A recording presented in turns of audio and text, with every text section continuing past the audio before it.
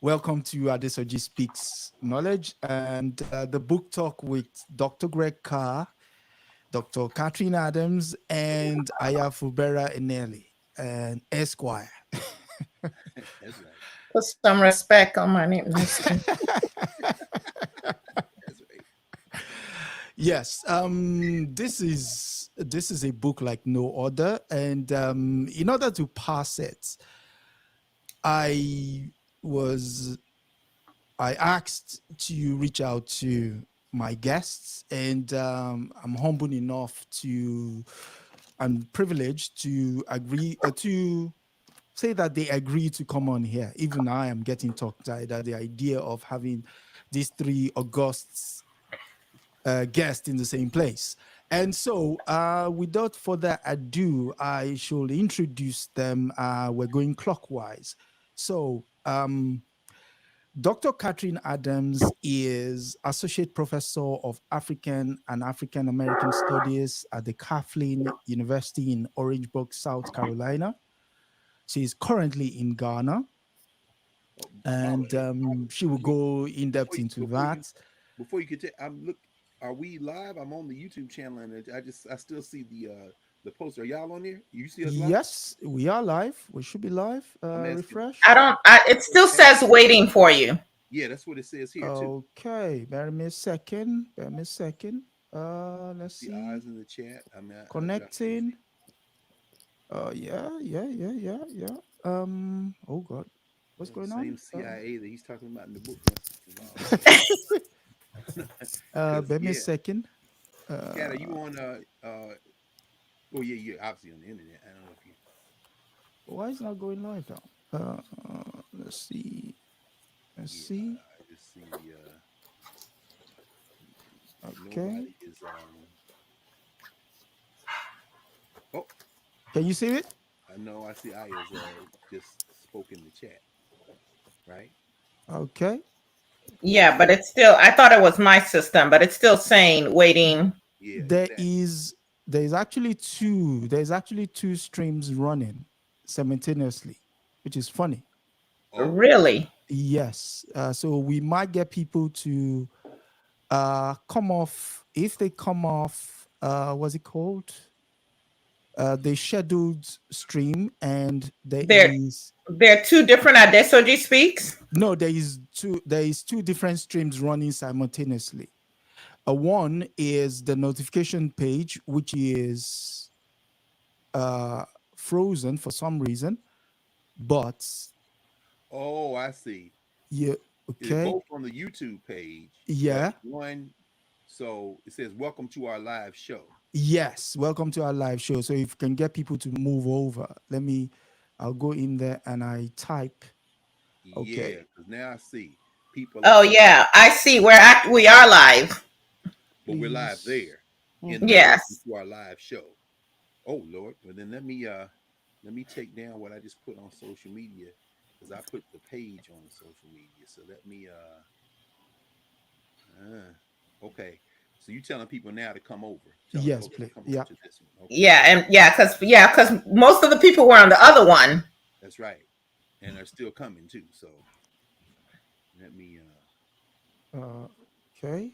Let me do that now. The beauty of technology, eh? That's okay. It's working. Okay, people are moving over. Let's see.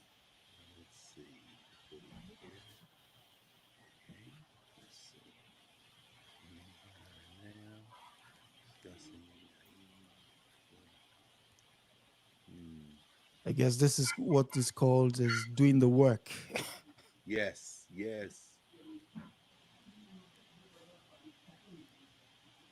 Okay.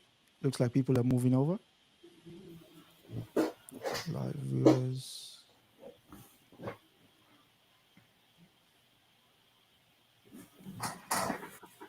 hopefully that'll get folks. Okay. Yeah, it's doubled already. So here we go.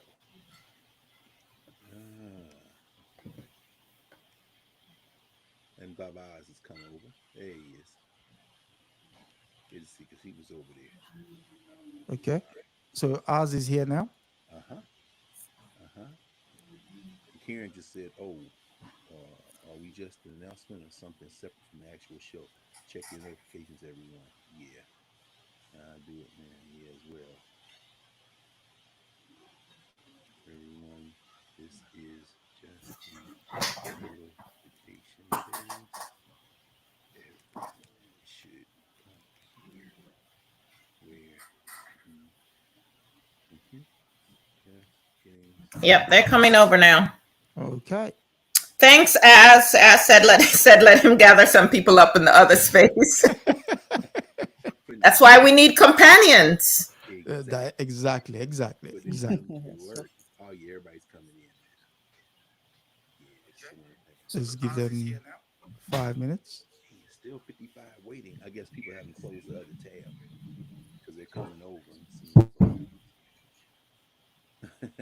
That joke to put that in all caps. No, this is not. No, no, Baba. Did Mozilla come over? Dr. Dwyer? She had a question. She opened it up. What are we if we don't have knowledge of our past, the ability to pivot in the present, and the knowledge of our future? We are one after. Yeah, yeah. Okay. Yeah, yeah. It's right at 50 now, so folks are coming over. Yep, they're coming over now. Good, Hmm. good. Come over Got here. another tab open. Must be. Yeah, Divine told people that everybody's speaking. Oh yeah, thanks. Thanks, Adesoji. I just put the link in there in case Thank people. you very much. Thank you. Yeah, Cynthia answered the start. Yeah, they're live here now. Not Janae. Janae says, "Here they come, y'all. Here they come, y'all." This or that. This or that. I know that Dan said he didn't get that from that, but I think that probably he doesn't remember because he'll be listening to hip hop. Thank you, Divine. Divine Science should tell everybody click live under the channel's name. Right. Yeah. Okay. That's perfect. Yeah, we should be. Dr. Carr, they're saying your volume is a little low. Oh, okay. Thank you. That's probably because Karen uses StreamYard. Let me go into the preferences here. Thank you. Let's get this volume together. Hmm. Settings. Mhm. I'm not sure how that. Let me do that. System preferences. That should do it. Give me a second here. Sound output volume. Well, while we're waiting for everybody to migrate, right? Hit that Mhm. subscribe button while you're here. Yeah, I just did that. That's right. That's right.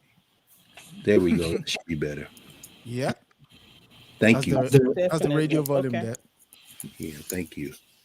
Must read text. That's right, Alvin. Okay.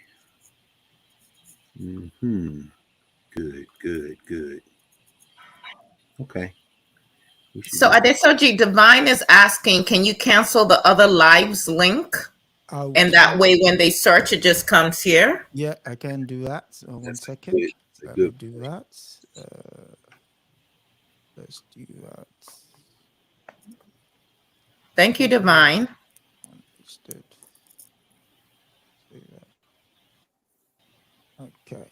You shouldn't be able to see that anymore.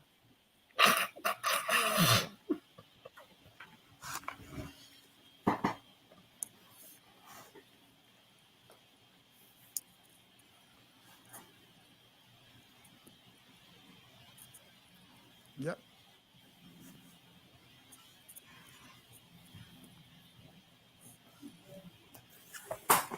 So are we good? Or give them 2 more minutes?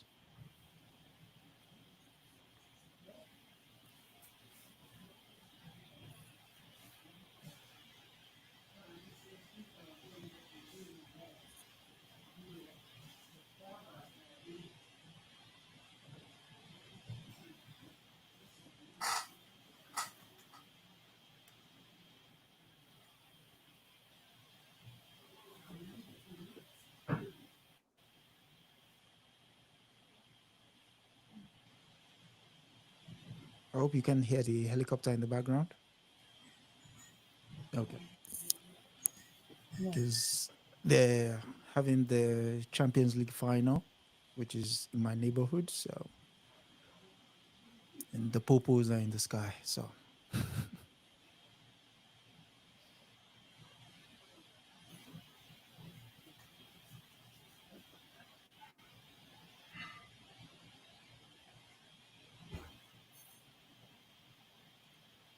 Do they fight at these games?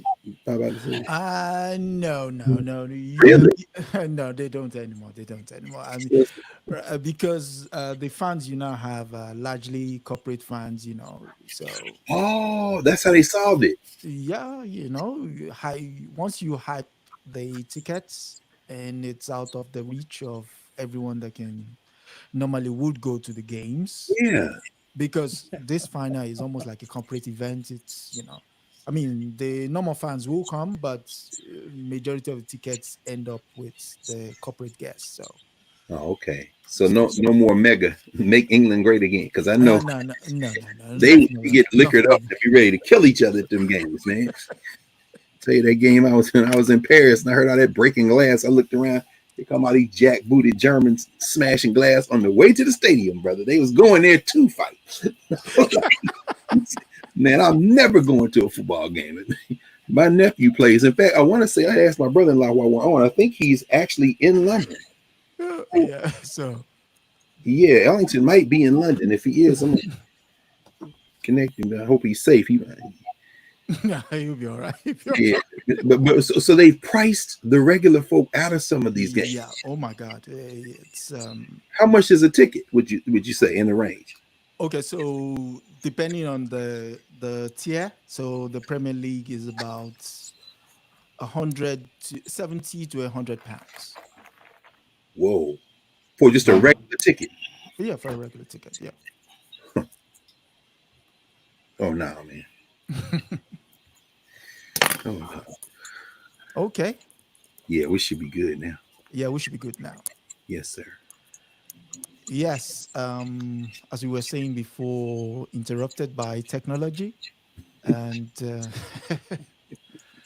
yeah, welcome again to Adesoji Speaks. I'm honored that we're here with three fantastic guests, and you're all familiar with them, but all the same, we'll do what we normally do in Yoruba folklore, which is we introduce everybody that is seated around the gathering. And in my language, Yoruba, we call this sort of gathering Ijiroro, which is assembly. So, and before we even start, I will crave your indulgence in the sense that um, you're older than me, and in my cultural position, they will say if you're going to, in the course of any conversation, use the proverb, you must ask the elders in the room. But it is not an insult to them that you're insulting their wisdom by using proverbs to make a point, but actually it's part of protocol to say, this is my way of understanding it in order to, so. And introductions will go clockwise. Sister Catherine, Dr. Catherine L. Adams is an associate professor of African and African American Studies at the Kathleen University in Orangeburg, South Carolina. And she is an avid reader. Her research interests includes Africana literary history, oral history, Africana-based pedagogy, curriculum development, Africana science fiction, speculative fiction, African futurism, digital humanities, and freedom and maroonage narratives. She's also the proud daughter of two HBCUs alumni and former teachers in Philadelphia public schools. And by way of Catherine A. and late Shepard B. Adams. I see she's dropped off. She'll be back. I hope it wasn't the introduction that threw her off. I see. Oh, they're So saying your volume is very low, Baba. my volume is low. Oh, Cynthia said that in the chat. can you hear me now? Yes, sir. We can. I heard Okay. it before, but yeah. Can Yeah. you hear Okay. me? Hi. Can you Yeah. hear me? Yes, sir. Okay. Okay. And so, um, my co-host today is Aya Fubara Eneli, Esquire, uh, a Nigerian sister. She's of the Ijaw people. Okay. A gardener, a green thumb, but a gardener, an avid reader, attorney, best-selling author. Her latest book being Self-Love Revolution, and encourage people to actually get said book Mhm. because believe you me, even as a man reading the book, it was an eye-opener. She's also a mother of 5, has been married for 27 years, and proved that anything is possible with the right partner and a little willpower. Yes, indeed. Speaking to her, she said if she was given a wish, she would wish that we could go back to the beginning of humanity, armed with all the lessons of our current reality, so that our ancestors could make different choices that would have averted our current sorry reality, some of which we would pass through in looking at Ayi Kwei Armah's book. But since this is wishful thinking, she says, the work to encourage herself and others to carefully study how we got here so that we can make different choices and create a peaceful world for all humanity who seek peace and those intent on the destruction of others. She hopes to permanently eradicate them and their seed. Spoken like a true gardener. Yes. Yes. Yes, the gentleman needs no further introduction, but we shall. He is Dr. Greg Kimathi Carr. I see. Dr. Carr is Associate Professor of Africana Studies, former chair of the Department of Afro-American Studies at Howard University, adjunct faculty at the Howard School of Law.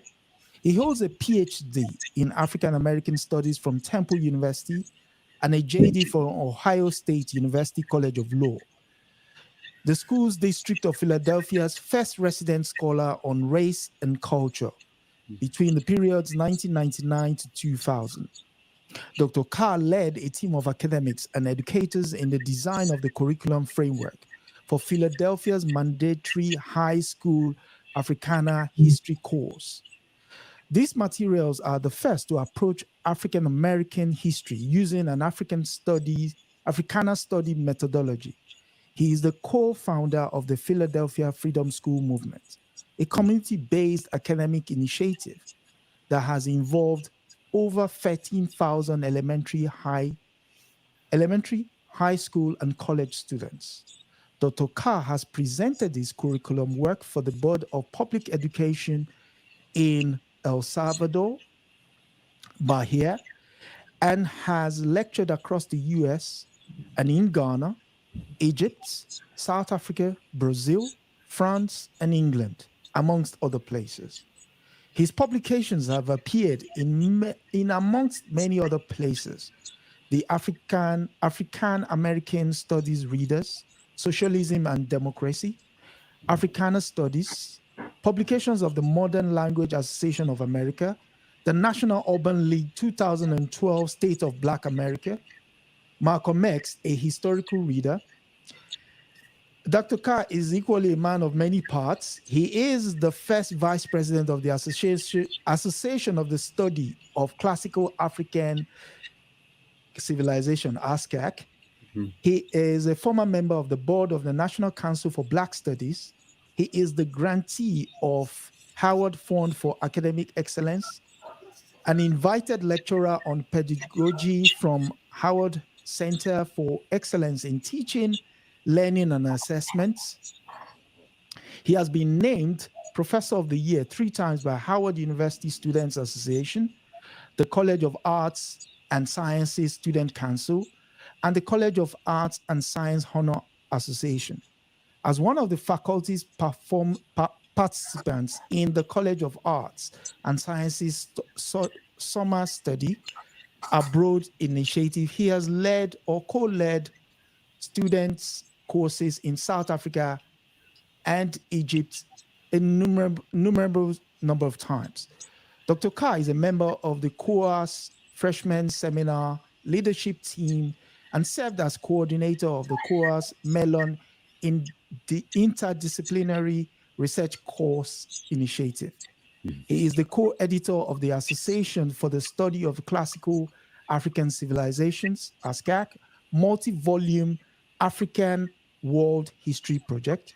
He has presented Howard University as a spokesman in a wide range of print and electronic media, including Ebony Magazine, the New York Times, Washington Post, Le Monde, US Today, MSNBC, National Public Radio, BBC America, C-SPAN, MTVU, Voice of America, The Travis Smiley Show, The Dan Ryle Show, Diverse Magazine, and CNN. And currently he is a presenter on the Urban View with Mr. Lamont on Fridays.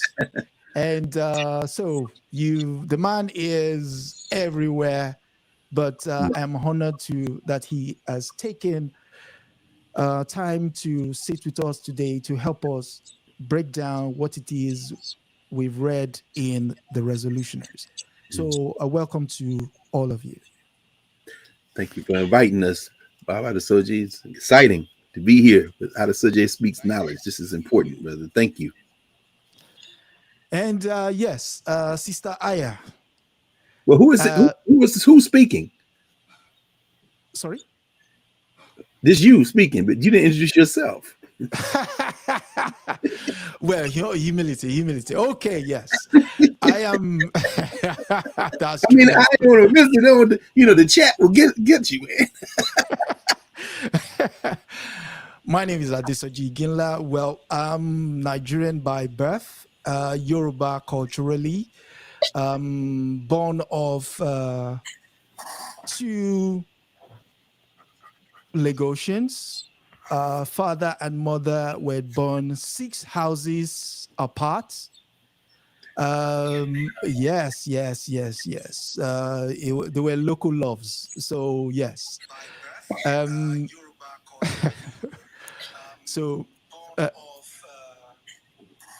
So they were local loves, and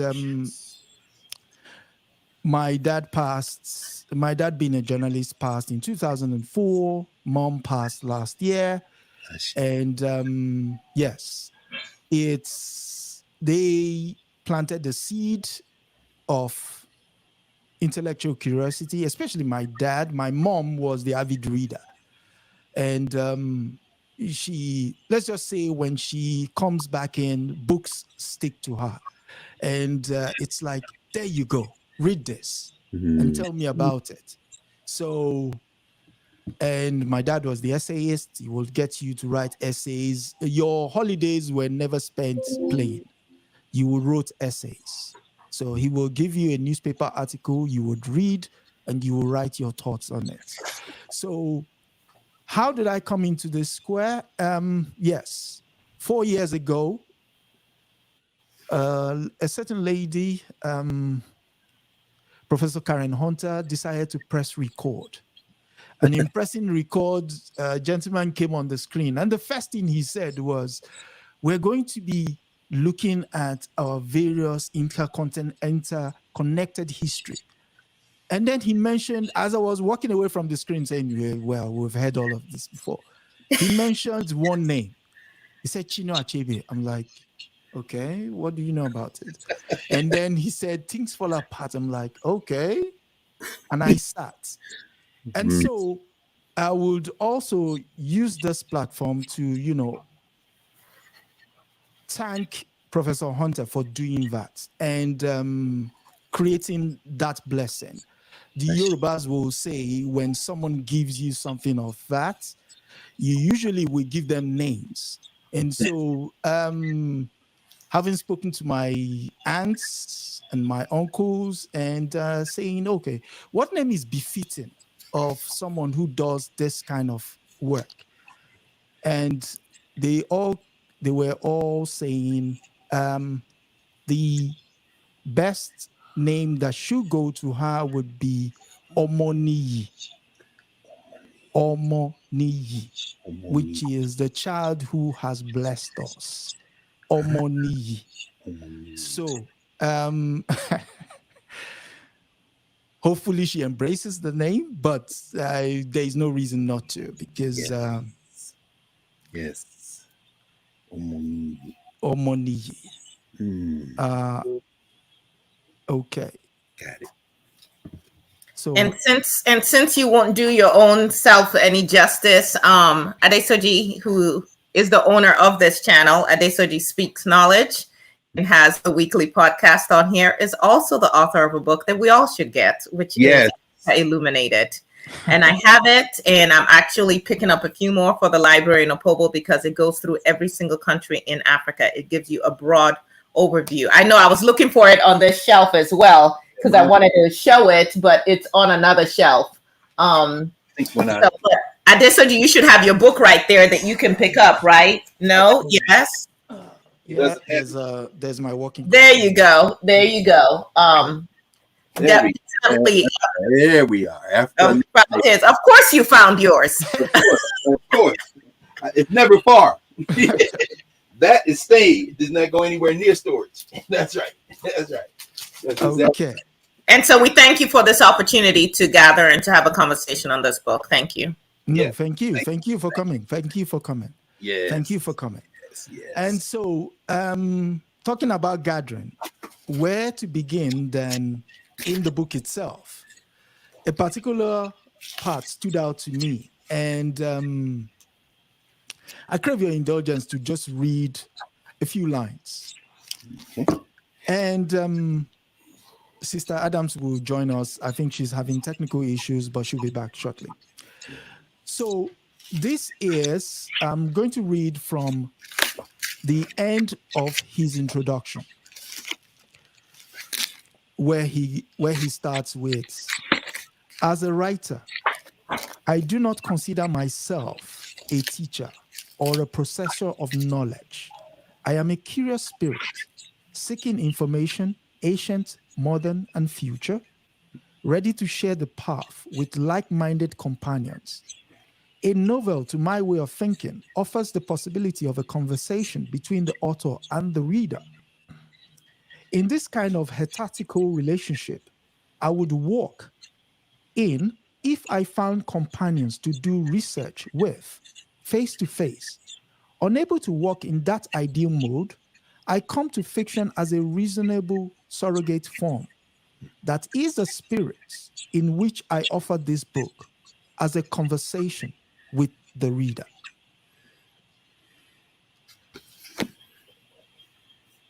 I will go around clock first. Sister Aya, what's your initial take with that?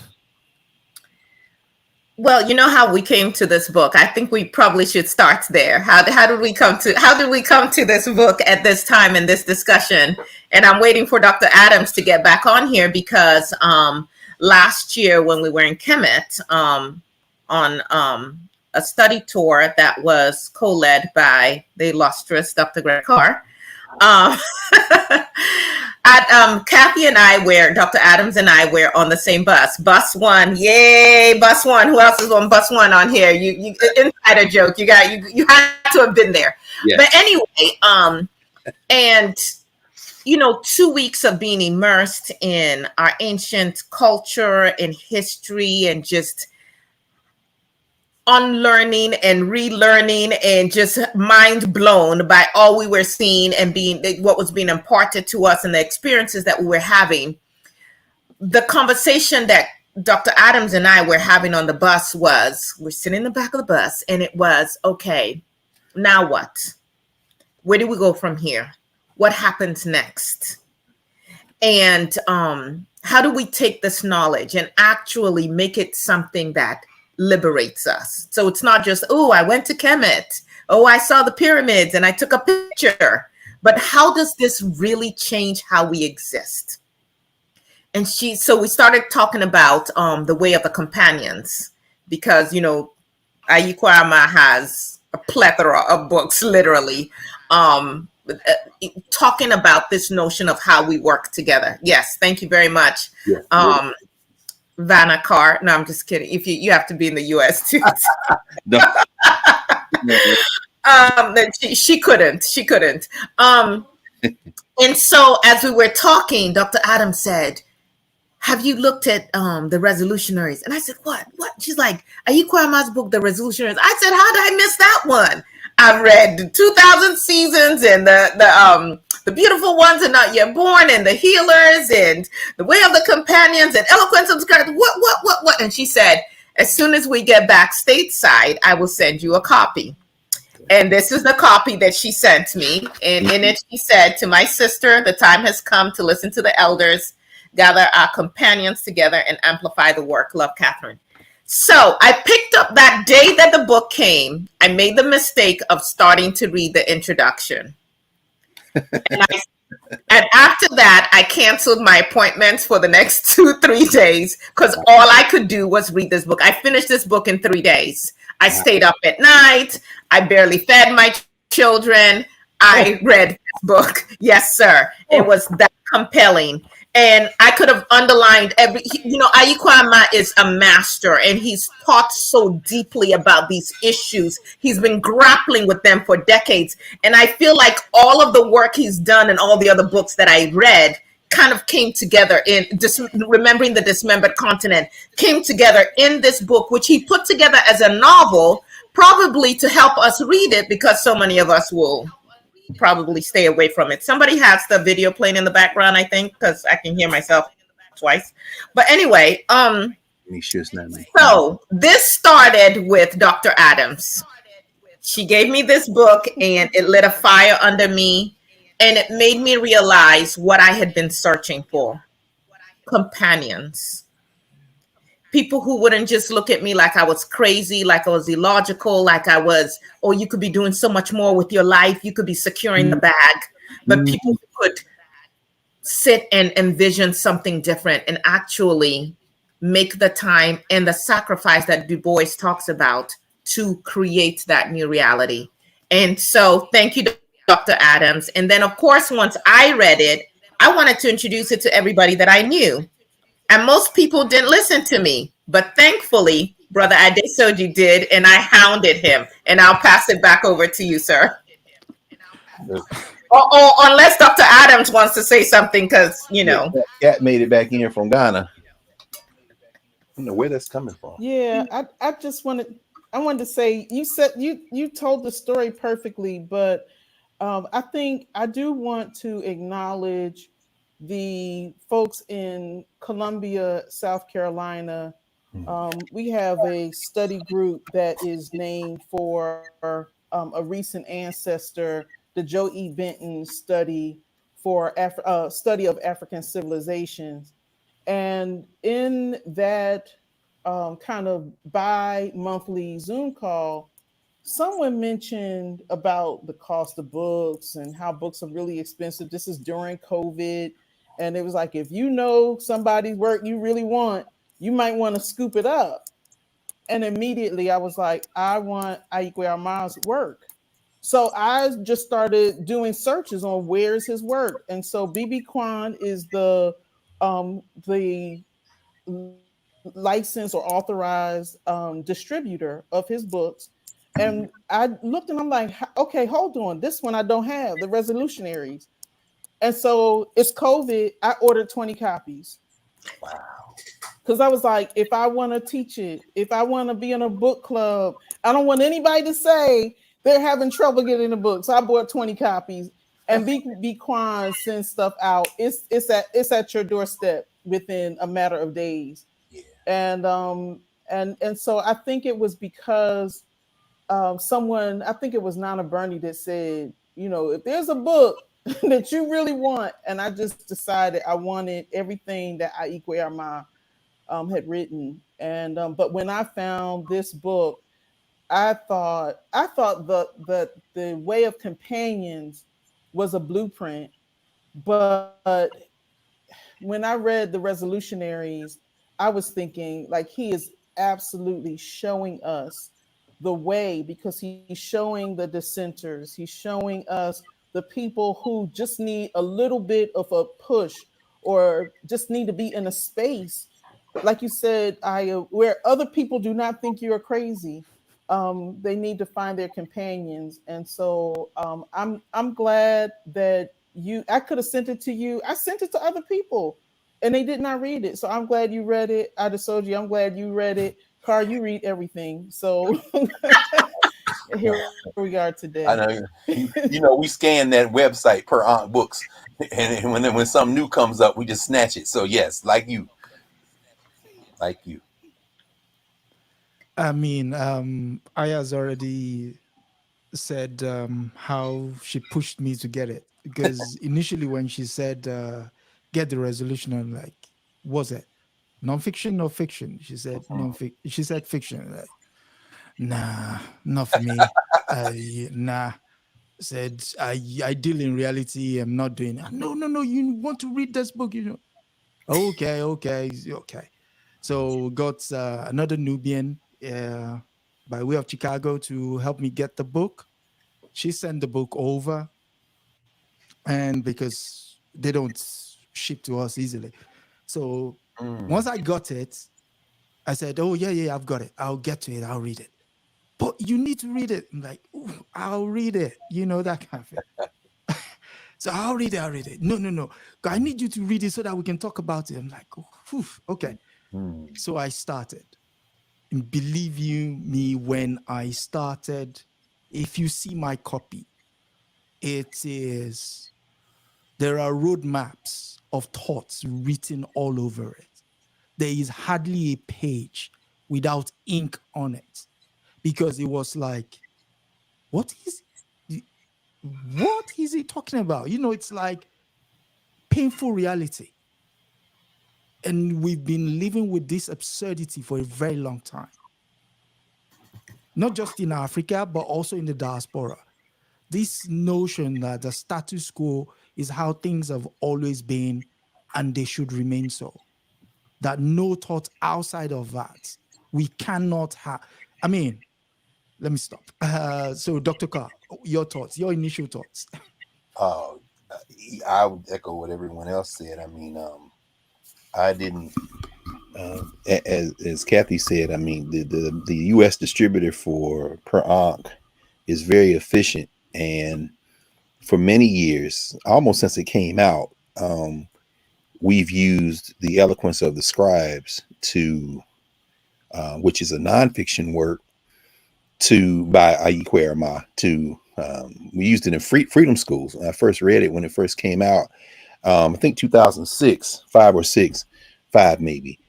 We used it with our high school students in Philadelphia because he's laying out, as has already been said, in a nonfiction way. It's part memoir. Like the first maybe 40% of the book is memoir, and then he goes through Africa, saying that he was inspired not only by, like Dr. Adams, like Sister Kathy, her teacher parents, by his teacher parents. His parents are school teachers in Ghana, of course, and he talks about being inspired by them, by the people in his village, and then he goes through his life as a student in these white controlled Black institutions, and they send him off to school here, including here in the U.S., Groton, Harvard.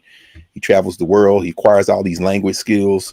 He becomes a translator. He runs in. He encounters these young people out of Soweto, these Soweto poets, when he's teaching in East Africa, and so he's going through his whole life, and he wants to be a revolutionary. He's not able to join the revolutionary formations. They're suspicious of him because who is this African with all this education who wants to pick up a gun and join the revolution? You must be sent by the spies, by the white people, by the CIA, by the Fed. So he's not able to do that. And he said, well, I'm going to spend the rest of my life writing then, because I failed at my first objective, which was to be a revolutionary.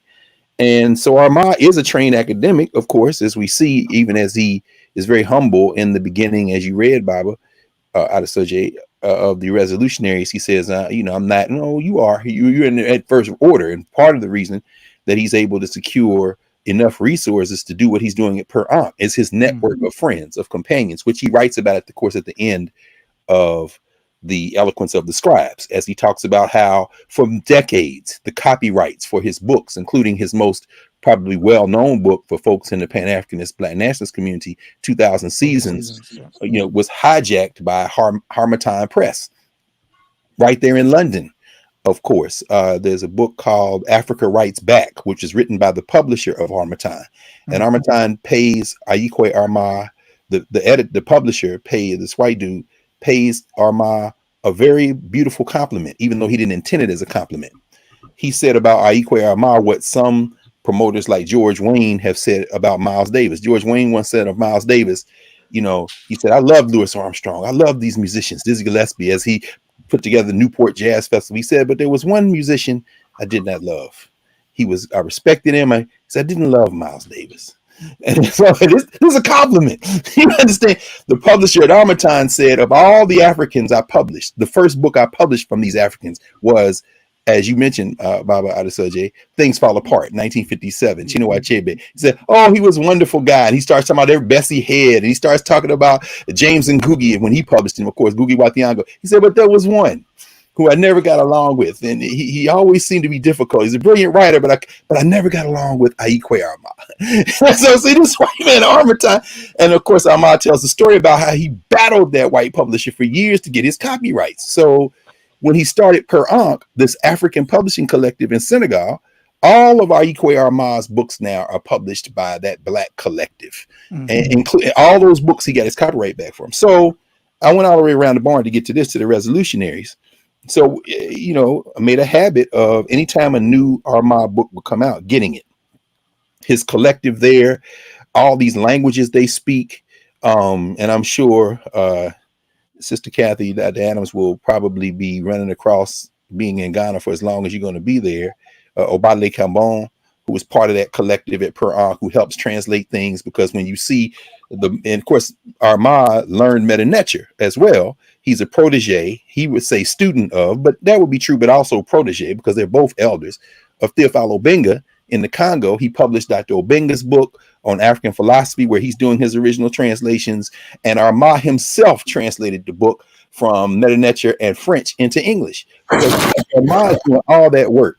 So every time a new Armah book would come out, we would get it. And I'll never forget, and Kathy is saying, becoming aware of Resolutionaries, she got it. But what she didn't say, and I'll say it here, is that as far back as the 90s, Kathy was doing this kind of deep dive work, particularly around how to use creative works to teach history. And we were in London together in 2000, near where you are, Adesoji, near Red Lion Square, not too far from it, for the ASCAC conference. And she talked about these novels which imagine free spaces, what we would call now maroon spaces, free spaces. And in conversation with Jacob Carruthers, our ancestor, I remember, Kathleen, you might talk about that as we unfold this in terms of working with companions, you in these conversations with him and Anderson Thompson and others.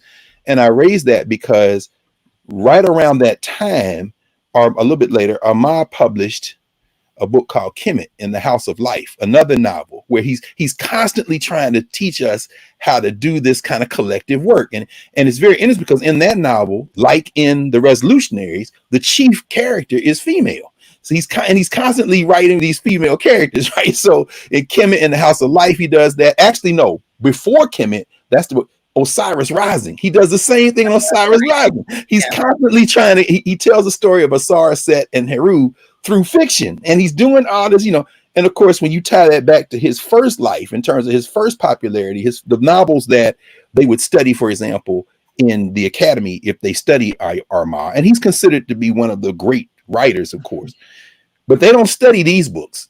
They'll go back to The Beautiful Ones and Not Yet Born, or Fragments, or Why Are We So Blessed, all those novels. But when you read The Beautiful Ones and Not Yet Born, he's very critical of post-colonial Africa.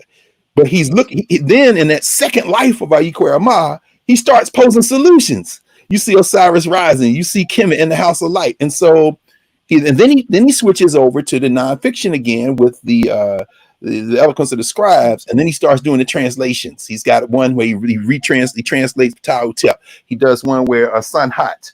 Then he's got these multilingual translations, right? So finally, the one on love. Which one? There's one he did on love where they translated. The 4,000 year love story. Yeah. Yes. Yeah. And of course, this collective. Oh no, this is another one. Yeah, I got that one around here somewhere. Believe me, I can't put my hands on it. This But one here. somehow the group. Yes, yes, yes. That's the one. Yeah, I just had it in my hand. That's right. The his group, his translation group, the group there, they don't call Quran, they call Shemsu Bak. So the Shemsu means followers or companions. Really, a lot of times European Egyptologists would translate Shemsu as followers, but that's not the translation that Obenga might say, or Amah. Shemsu means companions, and of course he publishes the Way of Companions. Wat in Shemsu, we use that for Freedom School. So finally, when the Resolutionaries came out, it's a daunting book. It's a long book. And like everybody else, once I picked it up, I couldn't put it down because here is Ayi Kwei Armah in this novel we're discussing today in every iteration of his life. It's like he's pouring it into this one book. It's Armah the translator at these conferences. It's Armah trying to find companions. It's Armah facing the contradictions of being in that tiny class but trying to reject it but needing the money. It's Armah. It's like he split himself up into all these characters. Now he will say, "Oh no, some of these things aren't mine." But if you look at the arc of his work, all these arguments he's been in over the last Armah's in his 80s now, so you might as well say his whole life Mm. he's poured into this novel. And so reading it, it can evoke tears, rage. And the last thing I'll say is that the familiarity with those impossible choices that you have to make is just leaps off the page. And it's almost like an indictment. I felt like I wanted to quit my job. I wanted to watch this man, but you got to have companions. You can't just walk out there by yourself. But he is talking to everybody who ever been jammed up, wanting to be free in this novel. So I'll stop with that. To me, that's, yeah. I'll put Sister that book. Aye? Well, where do we start with this? I think it's really, Adesoji, thank you for convening this. I think it's amazing that Yes. just as he talked about having a way to share with like-minded companions and just this being a conversation, that this is actually a cross-continental kind of conversation going on here. Kathy is in Ghana. Carr is in the DC area, DMV. Yeah, you are in England. I'm here in Texas. You know, Texas is its own country, so I'm in a whole different country. Just kidding. But and Nigeria is represented, the global African. It represented, absolutely, the area of Nigeria that has gone back apparently under the threat of being imprisoned to the national anthem written by the white women because we have our masters. Y'all can go check that out later. But it's great that we're in conversation in this way. And of course, as soon as Adesoji and I started to talk about the book, and he's like, we need to like bring this to the world, and who should be in this conversation? I said, well, obviously Dr. Adams, because she introduced me to this book. And then of course I said Dr. Carr because Dr. Carr in the first place introduced me to Ayi Kwei Armah. So I'm really glad that we can all be here together. So Dr. Carr, you brought up the fact, and Kathy, I'd like to get your input on this too. You brought up the fact that Ayi Kwei Armah seems to always have these women who are at the center of his writing. And Nefert is definitely, y'all will have to read the book, get the book. But so there will be lots of spoilers here today. But Nefert is, at the center of this book. It was interesting to me as we look at all the themes that he addressed. You name it in terms of what Africa is dealing with, and it's addressed in this book. You talk about the migrant issue, border issues, economy, education, colonialism, neocolonialism, corruption, the theft of our resources. All of that is in there. But the one I want to highlight at this point is, what is your take on his take on male-female relationships in this book? And the way he positioned the women and how they are in conversation with each other and with the brothers as well in this book.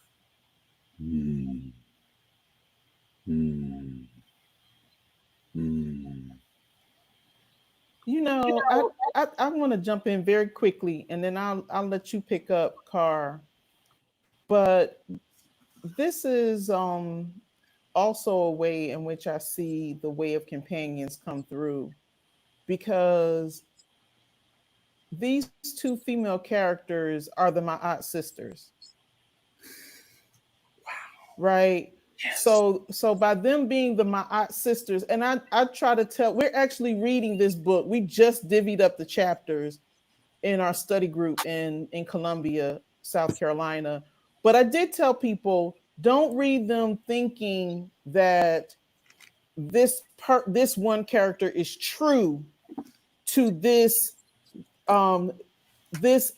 ancient Egyptian or Kemetic figure, right? It's not a one-to-one, but all of the properties of um of Jehudi, of of the Ma'at sisters, and then of Osiris or Osar is there. Like it's there in the four people that come together. So then the question becomes like, how do you get some of these other characters out of the way so that the four can realize, that they are the companions, and I like that that in some ways they are the companions that either they were looking for or that they didn't know they were looking for. Mm.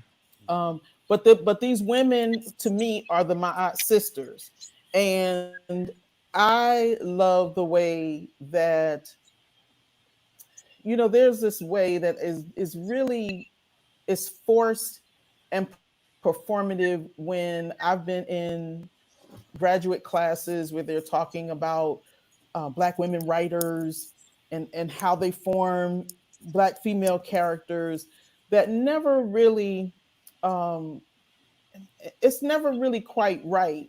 Because then if you have a Black woman writer who has a male lead, then some of those arguments kind of fall apart, those trends and things that people try to look for. But I just think that when Ayi Kwei Armah is writing these female characters, I even think all the way back to Carr, you mentioned some of the earlier works. I think about Anoa, the seer, in Ah, um, and if we go back to 2000 To 2006. seasons. 2000 seasons, yeah. Yeah. I mean, yes. he is not afraid Or to Abina in 2000 right, seasons. Yeah. or Mhm, Abina, like mhm. just the power and the unapologetic courageousness of women is an ongoing theme. Um, that there is it like there's he's very clear about how powerful they are, and even when they don't feel powerful, people around them see their power, right? And it's never this diminishing or belittling kind of thing, which is actually very beautiful. And I would love to sit down and have a conversation with him about that, because I think that reading the eloquence of the scribes that comes from the women in his family, the women who are around him, Yeah. that he puts them on the page. And I think that it really is going to resonate with people who are reading this book. And it makes me wonder why we don't see more of that, Yes. So why Dr. we Carr, wait for women to write women. Dr. Yes. Carr and Adesoji, before you guys give your response on this, I just wanted to point out two things. Talking about how he sees and writes women and how maybe men may feel about that. On page 119, he says, "Women were born to make excuses for them," referring to men. And then on page 152, he says, "A woman is born to endure." And in fact, Salimata, as she's enduring her rape, that is the phrase that keeps playing in her head because she needed to get medical care for her mother. A woman is born to endure. What do you make of that, coming from a male perspective? Because I know what we would say if a woman had written that. What? What?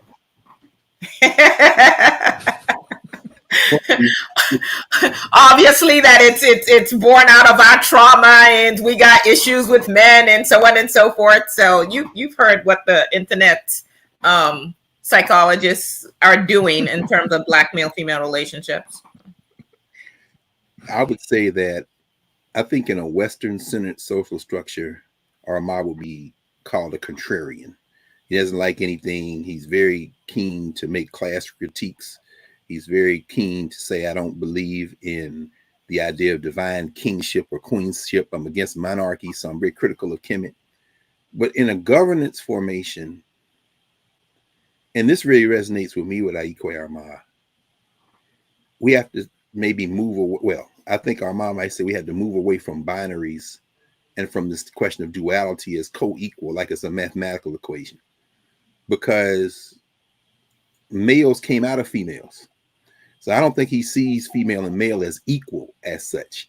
The search for companion is a search for beings that can complete themselves through companionship, but it's by no means a 50-50 proposition, even as he's trying to work. And it seems like finally, like I said, he came back to fiction because he tries, as you say, Kat, in Net M. Shimsu, Wat M. Shimsu, in The Way of Companions, he tries to tell that story of Sar, Set, Satek, and he keeps coming back to that. Of course, there's a flaw at the center of trying to do it that way in some ways, because I think he might have been trying to make up in his book, The Way of Companions, he may have been trying to approach the allegories that the ancients used to tell these stories of relationships.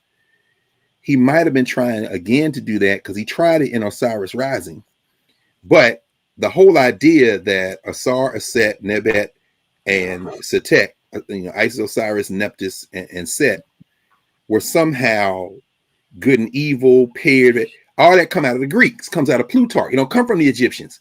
And so the whole idea that Set killed his brother and chopped him up, those fights are there, but they're being filtered through the Greeks. And it seems like Armah keeps coming back around to that story to purge himself of these Western ways of knowing. Because if you don't do that, then we got the battle of the sexes, we got men versus women, we got feminism, we got, Black male studies, the man not. And Armah's like, look, if I'm going to be true to what I'm saying, I got to go back to the way we understood these things, which is never completely recoverable. And even if you could recover it, you can't go back in time. Because again, he's always critical of Kemet. He said, yeah, we talking about these pharaohs, we talking about these scribes, but let's be very clear. Most of us have been working in the hot sun. It wasn't perfect, but the allegories, the lessons they learned are much closer to being good than anything we got from the West. So with that in mind, it seems like he's pumping all that back into his fiction, including the Resolutionaries. And so when I read when I read it, and as I was reading it, the first thing come to mind is he wished he was a woman. I mean, you know what I'm saying? I mean, but if men are being honest, let me be interested what you say about Adesoji. I think if a lot of men are being honest, what we mark as female, we wish we could embrace that, because we be having it, but it means men can't cry, men can't, but it's all in us. But our mind is just going to steer into it. The other thing that came to mind, and this is coming from reading again the Eloquence of the Scribes and knowing people who are Armah's in constant conversation with, people like Mama Marimba, Ani, Sister Noah Hunter, her son sent her from son-in-law. Sent me a photograph just the other day of her walking along the beach in synagogue with Baba Ayi Kwei, meaning they're over there now. They're friends. They just go over there. They don't ask for permission. Well, they've been friends for like 40 years. So, I mean, when he used to come to the States, he hadn't been here in many years. He would stay with them sometime when he's in D.C., Noah and her husband, Baba Jawara, Keith Hunter. No, I'm sorry. Noah's their daughter. I'm talking Mama Aziza Hunter, the artist. But I'm saying all that to say that he relies on people, but he relies on women, seem like, before anybody else. He surrounds his daughter, all the people. He is constantly. So that's the second thing that came to mind. And then the way you broke it down, I think Kathy and then I are following in that. And for folks who, haven't yet read the book, who are going to get the book, another thing about Per Ankh is the publishers, they don't seem to be trying to make this a big amount of money. The books are very inexpensive. You know what I'm saying? Most of them $20 or $20 in the $20 range, $20 to $30 range. Even the big book, Obenga's book's $37, which is the huge book, the African philosophy book. But Nefer and Salih, that makes sense. My sisters, yes. So we think about the Way of Companions. Nefert being a translator, he's pouring himself into that. They're at these conferences. They make their money in translation. And of course, as they say in the book, you know, we're listening to these people dismantling our continent, doing this work. And we're the ones translating this crime into all these other languages. So the contradictions there. But thinking about even those two sisters and their love, their unvarnished, expressed love for each other, Western society would pump it in to say, are they lesbians or is Sally bisexual? No, he done got rid of all that. They're companions. So this, that, it doesn't, you can't even translate that way. And her mother, Nana Ama, Nefert's mother, of course, knows the elder Benga when they reconnect. And it's like, okay, are they going to fall in love? No, you're thinking about this wrong. Stop looking for romance in this relationship. Because, of course, Baba Benga, Nana Benga, the elder, is the old head of the Jegna of the kind of guide for Jehudi, who you think, okay, it's clear Jehudi, this other translator, is going to be Nefert's lover because they love. But then there's a fight between Jehudi's energy and Shaka Foreman, who is so obviously this kind of toxic masculinity. Why? First of all, she named him Shaka. So this is, to me, a diss at the Zulu in South Africa, particularly when you read the eloquence of the scribes and talk about how he talks about Shaka being an important figure. But understand, Shaka visited violence on the other non-Zulu groups to form the Zulu nation. So all that's innocent Shaka. This is not just an unalloyed compliment to use the name Shaka. And in case you missed that, he puts her last name as Foreman. Meaning what? This is the guy who gonna quick the lash. He's in love with Nefert too. Now he is in love. He's bringing in that Western kind of look, be my wife, be my companion. We can run this thing, make all this money. Like this is every Nollywood movie. This is Why Did I Get Married? This is Think Like a Man. He's bringing all that stuff in through Shaka. Shaka is the ideal dude. Have you lost your mind? Why you Wait a second. No, because Shaka isn't not in love with Nefert. He's in love with himself. Well, this is what I'm saying. Like all these men. Okay. It's the toxic. He's the guy who people will tell you, I'm sure, you know, and then again, I don't get too, you know, a lot of people in the chat, I don't rip this up too much, but I'm thinking, Aya, you've been told that. Kat, you've been told that. You know, Adesoji, you and me were probably told to be that. In other words, if you want the woman to be, you know, the trophy wife or the partner, the power couple, you got to be like Shaka. Look, you black people going to take an L. But if you can be one of them 3 black people that gets the bank account, the job, the travel thing, then you can pretend like you helping the race because the race can't be helped. They're gonna die. But you can pretend you can get yourself an African name. I mean, it's a beautiful thing. So I'm saying I have to say that all these relationships in here, all these relationships transcend something as mundane as romantic love, kissing and sex. It's about, can we be together? Because clearly in each one of these relationships, you see the potential for that type of relationship, but it's not centered. And if it never were to happen, it would not only be just fine, it might be a distraction. And then the child, Ressi. Now we know in meta-nature, when you see the Y, that means plural. So rest, you know, if you look at the word rest, he might have been playing on rest, but the Y to me, Ressi, I think represents the future. And it's funny that they make the future male and how he clings to Jehudi. This is Ressi, of course, people haven't read it. This is Nefert's son. Yeah. And he immediately takes to everybody. He loves them all. He loves he want to be like the young guy. Armah does not look away from class contradictions, as we know.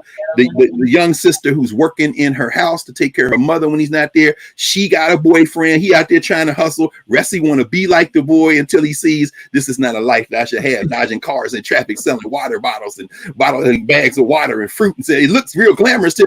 It's like what Armah tries to do is get a hit at every kind of relationship we live in. But he brings us in with the lure of how we've been trained to think of relationships, which is sex and romance. And once we in there, he says, "Now you thinking crazy. Let me just help you with that." So anyway, and I didn't even talk about the white girl, but we'll get to her. Go ahead, Adesoji.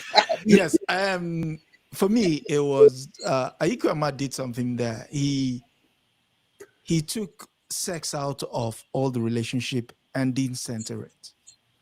Like if you read any Western novel, the notion is, oh, boy meets girl, maybe 2 chapters down the line, sex, and that is going to be the nature of the story all through. So he's saying there is something bigger out there. You've got people. I mean, every of the conferences they go to, there is a contradiction of absurdity that they're looking at. So you're constantly being asked to interpret what you're looking at in the best possible light while underscoring the status quo, but yet knowing fully well that this thing impacts your people. So that was the problem for Nefet. And Sally initially told her, you know what your problem is? You don't just want to leave. Just leave. And it was like, how can you just leave? Look at the absurdity you're living with. So going back to the male role and the idea of Ayi Kwei Armah wanting to be female. Oh no. I'm just saying. We have to no. I mean, there might be a point there. And the reason I say that is in the eloquence of the scribe, when he was talking about the role his mother played in his life, you notice that he centered her side of the family. How the mother made sure his schooling was undisturbed, where you've got to be, how you've got to come out. And it sort of reminds me of a couple of days ago, my older brother sent me a picture. And in the picture, there were 4 women. And I looked at the 4 women and I teared up immediately. Why? The 4 women were no longer here, but I knew all 4. There was my mom, there was her mom, there was her sister, and there was my mom's sister. Now, why are they all important? Now, my mom's mom, every time I say a proverb, I hear it first from her. She will talk to you, okay, so my brother and I were born in England. We were brought back home in the early 70s. And so imagine a 6-year-old talking to an elder in English. She doesn't speak English. She speaks Yoruba. And then she will talk to my mom, Kininwi, which is, what is he saying? Because in your excitement to share whatever it is you've heard or seen, you're talking in this fast-paced English language to this woman, clearly your grandmother, the love between grandmother and grandson, and then she will sit you down. But in the course of time, we got given the power of language, which is why this resolution was also very important to me. What the power of language can do in the right person and also in the wrong person. Ayi Kwei Armah does that brilliantly with Shaka. Let's make the money. Oh, you know what? Things are going to change because if we don't center ourselves first, let's make the money. But the guys were like, there is something bigger than money just here. Yes, we're using the vehicle of language to move our cause forward. Now, some would argue, I mean, when people read it, some will argue, we're like, well, I probably side with Shaka, Come on, we're talking about the bag now. But Ayi Kwei Armah does a very brilliant work in the sense that he says, since the so-called independence, what are these organizations that come in under the guise of structural adjustment programs, philanthropy, what have they given to you congently that you can see and you say you are able to build on? So that is, and when it comes to the love issue, I love the way he ensured that it was the women that drove the conversation, not the men. He gave them that power that it was the women that would drive the conversation. When the issue between Nefet and Shaka popped up, and Shaka was, oh, I don't want to talk about the boy, that kind of thing. it was still Nefet that was driving the conversation that you ought to do this if you're not doing that. And then when everything fell down, she was the one who caught the conversation. Falling in love with Jewuti, when again, I mean, all sorts of perceptions are in there where the mother is looking at somebody with Rasta hair and like, how come your hair is so clean? You know, and you don't smoke weed, you don't, I mean, we'll get into that, but sister, yeah, over to you. I don't know why. Okay, so if we start at the very beginning here, which we already did with the introduction, but in chapter 1, where he talks just the titles of his chapters, the innocence of privilege, free and fair erections. You have to read it to understand what he's talking about. When I saw that title, I was like, what the hell are you talking about? Procrastination, flares, which really resonated with me because my people live in an area where there's constant gas flares.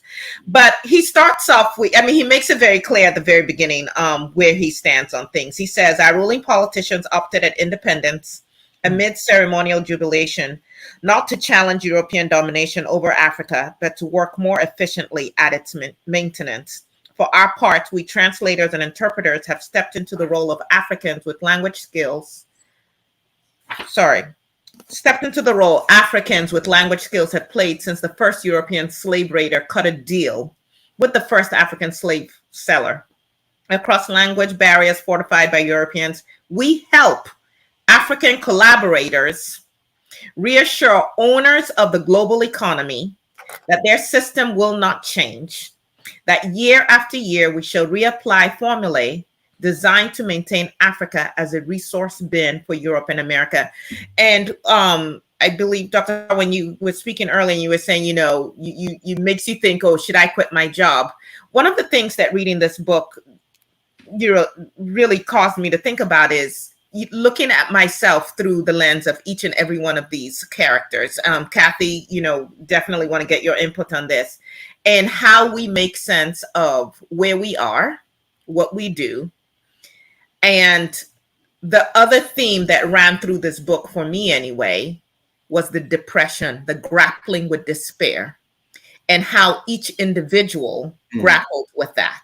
And as we talk about companionship and the importance of companions, which is what I was seeking as we were having that conversation, Kathy, and in reaching out to Brother Adesoji, who came into my life about the same time I lost my brother. And I feel like it's the ancestors kind of giving me, yes, and I will say that, a younger brother.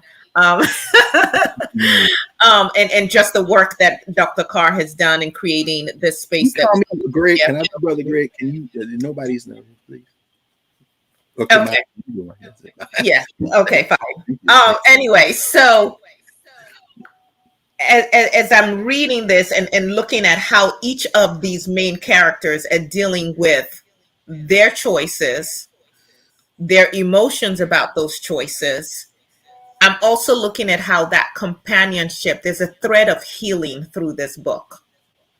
And I see where with the men, I know I centered the women earlier, but with the men, there's a healing that takes place that only I really think, that's how I look at it, that the men had to provide for each other. Wow. And there's a healing that I saw between Salamata and Nefert, a conversation that they had that I feel could only have happened between women. And I say all of that to say that wherever y'all take this question that is so roundabout, but how we deal with existing in this social structure, particularly if you have an awakening that you desire something different, and where we then put our energies.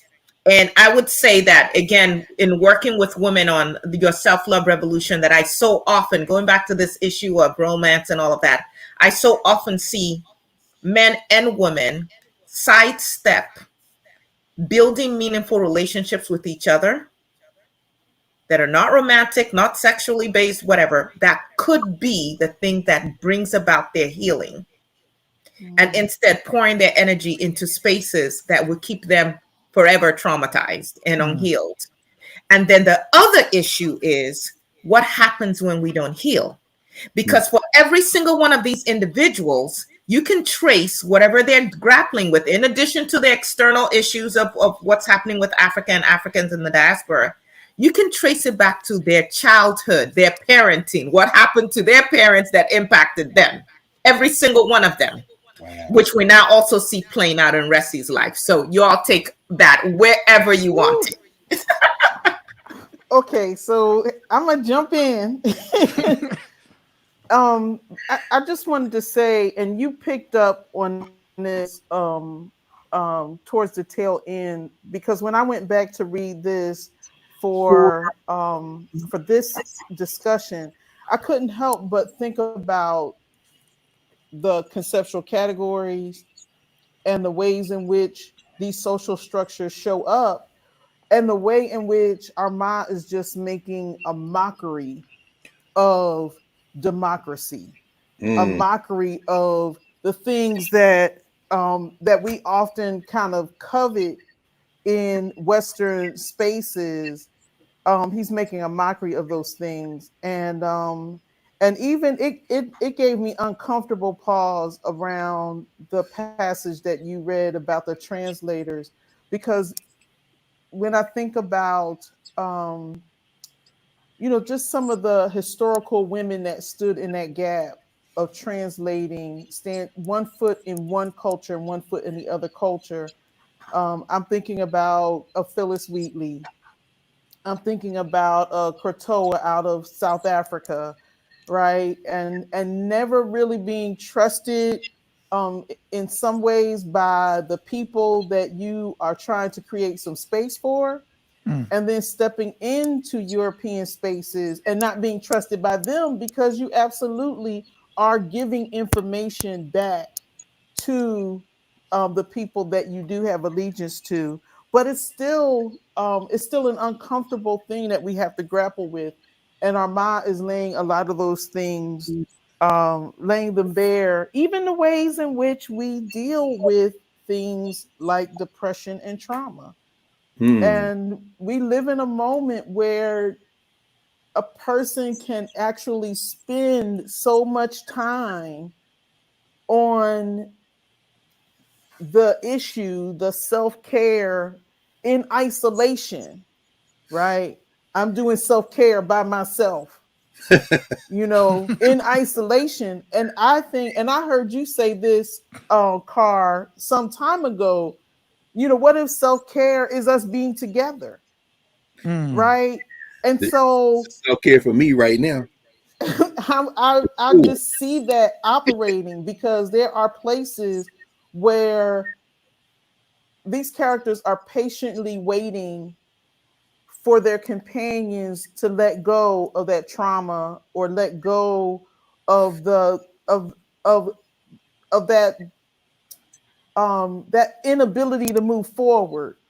And they're saying, like, let me help you. I'm standing right here. I'm waiting to listen. And actually showing how you can be in relationship with somebody who may be grappling with these things that so many people are grappling with. Now every other person is either depressed or anxious, and so the idea that you don't have to be alone in the midst of that the companions and the work, it's not just the having somebody to listen, it's the purpose, it's all of those things that are encapsulated, that I find so very interesting. And I think that this is the book that, Aya, when I heard you on the bus, I may miss some of the messages that come through, but if you are asking for something and I have it, I'm just like, how do I get it to you? How do I send it to you? How do I share in that thing that you are passionate about? It doesn't even have to be my passion, Mm. right? Mm. Yeah, like I have the things that are important to me, and then I have the things that are important to the people who are important to me.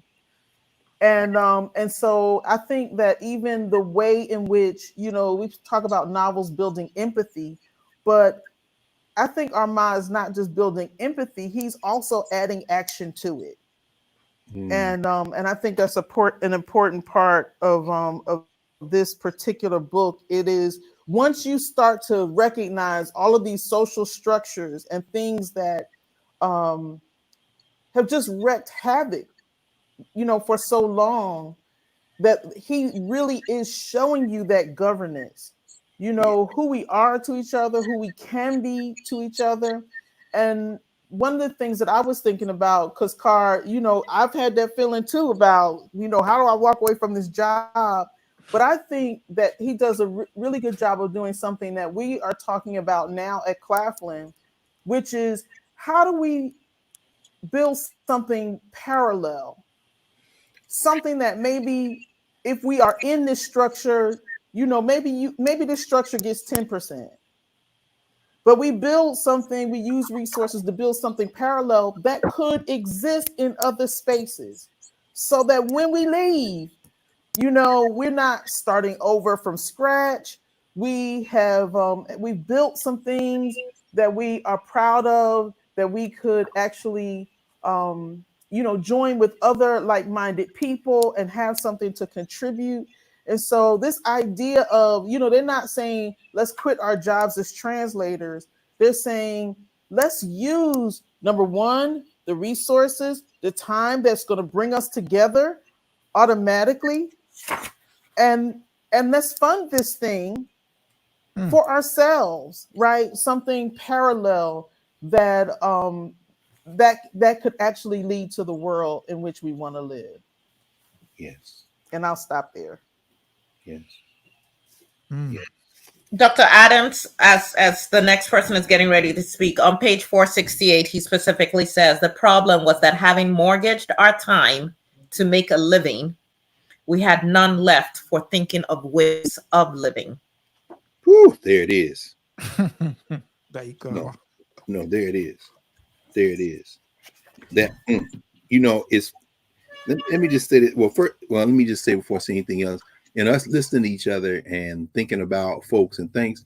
Please, in the chat, people are having conversations and co-signing, and it's a beautiful thing. I know we're all, while one person is speaking and we're listening, we're also listening to the chat through our eyes, through looking. Maybe, and we've kind of done this and laid out what this book is about, and in the context of us doing what everybody does when they first pick up a book, or most people do, which is, what is this book about? So you see the title, but if maybe with y'all's indulgence, maybe we can do just quickly for anybody who might kind of be lost, because we started talking about the characters and we kind of put the back of the book gives us the framework for the story. So people didn't know. So he just writes on the back of the book, he says, as a professional interpreter, Nefert works at conferences where Africa's rulers meet, not to solve the continent's problems, but to beg for solutions from past and present masters. She knows that under foreign occupation, Africa's abundant resources were pillaged in a raw export economy that pauperized Africans to enrich invaders. But it saddens her that, after independence, African rulers did not choose intelligent technological and industrial paths to prosperity, instead of maintaining the destructive globalizing status quo. Nefert endures her depression, Kat, as you brought up, in loneliness, until she gets drawn into a circle of highly skilled friends looking, like her, for a key to an African future. Her spirit lifts as the group's research uncovers an ancient way of knowledge and creative work, long suppressed during the centuries of foreign oppression, but still accessible to seekers ready to read the oldest of African writings. So just give people a sense if they didn't, know where we were talking about. And so that group, he's naming the Resolutionaries.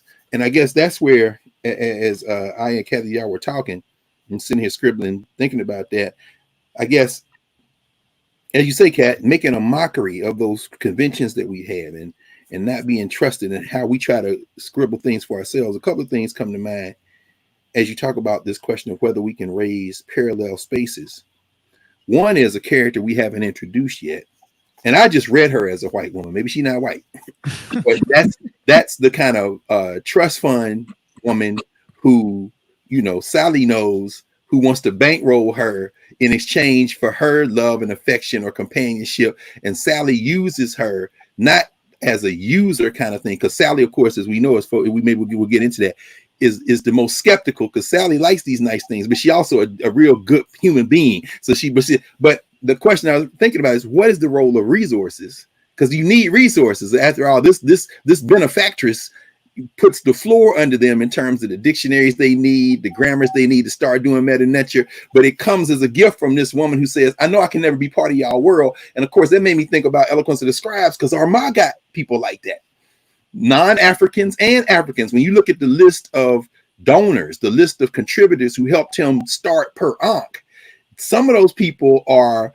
white people, whether they be English or Americans or others who he knew in England or in the US when he was up at Harvard and around there. So you got these resources. So what's the role of resources? And then the other one that comes in terms of this question of companionship. Now, we haven't introduced them yet. There's this whole contingent of maybe would-be companions in those translators, which is fascinating, because as we said, as they come into these international conferences on the African continent, with these big money banks and corporations, with these puppet heads of state doing whatever the bankers want, the translators themselves have a group, and most of the people in translators are not resolutionaries. And I'm thinking, is this a metaphor for all the people on our job, all the people who want to be free, but who ain't really trying, all the people who are working at Clapton or Howard or anywhere else, who are in the courthouse or over at the job, and say, look, I hear what y'all saying. Oh, y'all, yeah, we're gonna study meta nature. How are we gonna get paid off that? And you see them, you know, they're trying to recruit. And that brings me, that's that second question, Kat. As you said, this question of parallel places, all the places that we have been part of over the years and previous generations contribute, whether it be the Kemetic Institute in Chicago, that was Jacob Carruthers and them, getting resources from their own initiatives, a little bit of space at Northeastern Illinois in the Jacob Carruthers building, trying to build a contingent of companions called the Kemetic Institute. You know, that's where Larry Crow and them come up. First World Alliance, the Institute of Positive Education, where Larry used to work, the school they started in Chicago with Haki Mahbudi and Safisha Mahbudi. In this generation, it's the Emma Johnson, Dirigo Wari. It's the school, right? We need a place where we can build some companions. I just need a little bit of resources, and we're going to get a little bit of space. And that's the idea behind Nubia. We just need a little bit of resources so we have a little bit of space. And then Baba Adesoji, that's the idea of you convening this virtual space. Adesoji speaks knowledge. We just need a little bit of resources and a little bit of space. And so that's where that second question becomes, what does that look like? Particularly when people who we want to join us got to see it first, like those translators that are like, wait, we're going to do what? Wait, okay, wait, I don't know. We got to do it. And we got people, which is why I love to see maybe a little bit later on what people thought about in chapter 7 of this Negro academic, Dr. Stanislas Fiaga, who reminds me of everybody from Henry Louis Gates. These are the Negroes who I'm going to learn African history to offer it like, who does that? It's Ngugi and Something Torn and New, who accesses Chinua Achebe. I want to say it's Man of the People, where he says the black academic, the Negro who left the village, we sent him to school, and he went to school, and then he came back here to get our sacred values to take back to the white people, to show to them that we too have values. And in doing that, you took the heart out of our culture to go present it. And I'm thinking, that's every documentary Skip Gates has ever made. And I'm saying, but to me, that's who this guy is. This Dr. Stanislas Fiaga shows up at this conference and comes up basically with a theory that Africans collaborated with Europeans to do colonialism. And that's progress. It shows that we too. And I'm thinking, this is where we are now. So I'm wondering, how do we get more people into this space?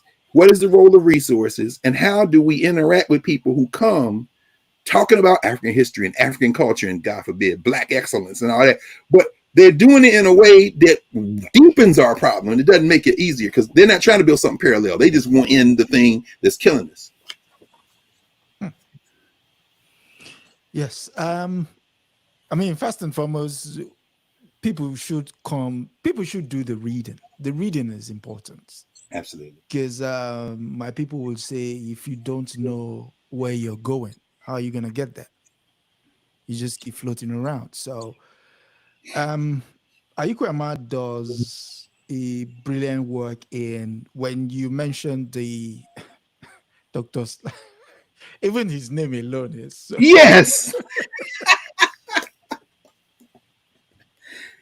I'm wondering if he's ripping off of Jacobus Capitan.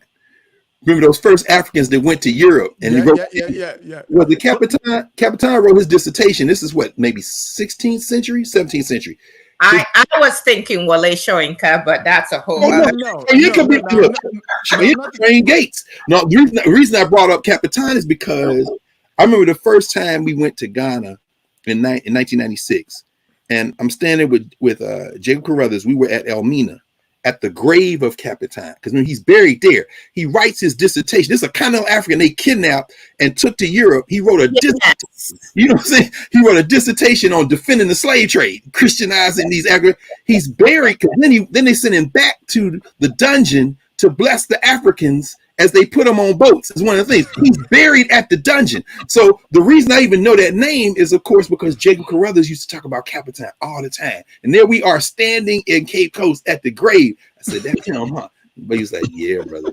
This is what it looks like." But how many Capitans? I think that maybe we named him because it's got the same number of sentences, the same syllables, and then Yeah, us, Stanislas's, okay, Capitan, Jacobus Capitan. I'm like, is this who this is? But anyway, what he said. yeah. So, I mean, he's a classic example of the kind of problems we have on the African continent. You have most of them having gone to Europe, come back, and they start speaking the language of imperialism. They might not think they're speaking the language because my people will say, "Endoba for juele," which is if you start indicating your father's compound with your left hand, you invariably just thrown away all your, your heritage. So there are a host of them, and here's a classic example of the problem the African continent faces.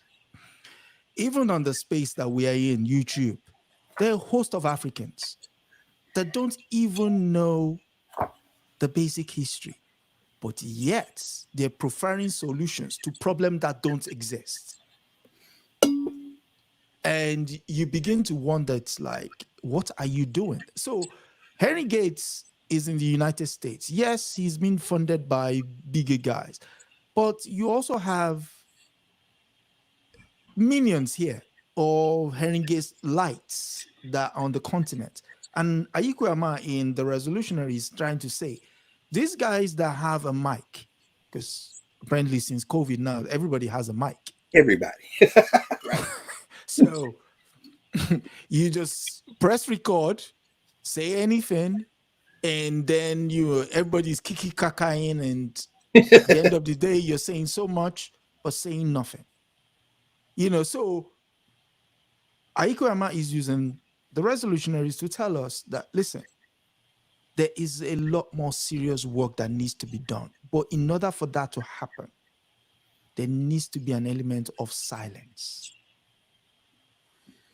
Silence. Because you notice every of those conferences, there is a space there where the conversation is about the conference and not about the characters. Just about the conference. Right. So I think when I read that, I was reading it as thinking space. Because you had Sally Nefet looking and thinking, why am I here? What am I doing? So much so that every time they got back to their rooms, for her, that was the sanctuary. It was like running away from a problem that you're part of. So thinking about how to build companions. I mean, Nubia is a space. There are pockets of rooms, the book room. One was created yesterday, the social workers room. And that's how to start. That's how to start. Build community around a single idea. If it's reading, Yes. do so. If it's planting, do so. Yes. You know, there in the first part of the book there was a tiny what's it called, a plant he talked about there, Yeah. the berry for those who have diabetes and you want to control your sugar level, where he said you take this, put this in your mouth, and anything you take thereafter is sweet, and you don't have to put Sugar. sugar or additives into any of your, any of the things you consume. How do you get information like that without finding people who would do the work of how can we benefit our community with things that are around us, if only we know where they are? If only we know where they are. So, If only Sister we Aya, yeah, you push me to the book, so platform is yours. Well, let me a couple of things. Kathy initially had talked about this issue of democracy and whether he's like making a mockery of it.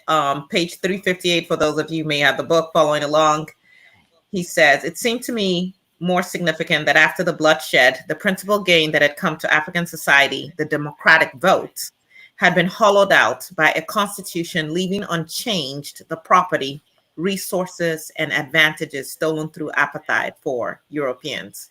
African political leaders had ended up sharing bits of personal privilege formerly reserved for Europeans. In return, they now had the grubby job of managing mass poverty and unemployment in a society where the vast inequalities built up under apartheid persisted." Um, I also want to say one of the things I love about Ayi Kwei Armah is he really can do it all, and he is a master of shade. yeah, Um, yeah, yeah, yeah. we do tend to idolize certain people, or particularly if social structure has already told us that this is who we should idolize. And that is what has happened in so many African communities, mine included, where, like you said, we go, they pick quote unquote the best and brightest, or at least the most malleable, and then they indoctrinate them, and then they bring them back home, and then, hey, this is the model of what you should follow.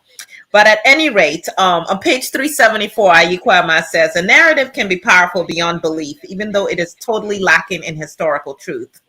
That is the power of deliberate lies, presented as eternal truth, the sort of fiction Plato called a great and necessary lie." We're seeing that playing out in the United States. We're seeing it playing out in a lot of other places, where you just tell a lie and you tell it loud enough and you tell it often enough, and the dumb media keeps, well, maybe they're not dumb. They're owned by their masters. I mean, I think all of 94% of American media can be traced back to like 6 people, something like that, making the decision. So they literally can do a FaceTime call real quick and just say, this is what gets covered and what doesn't get covered. But you tell this lie enough and we buy into it.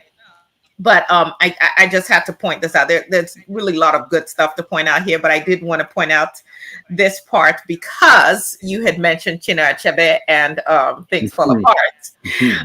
He does reference that book. he he writes it as "the center cannot hold."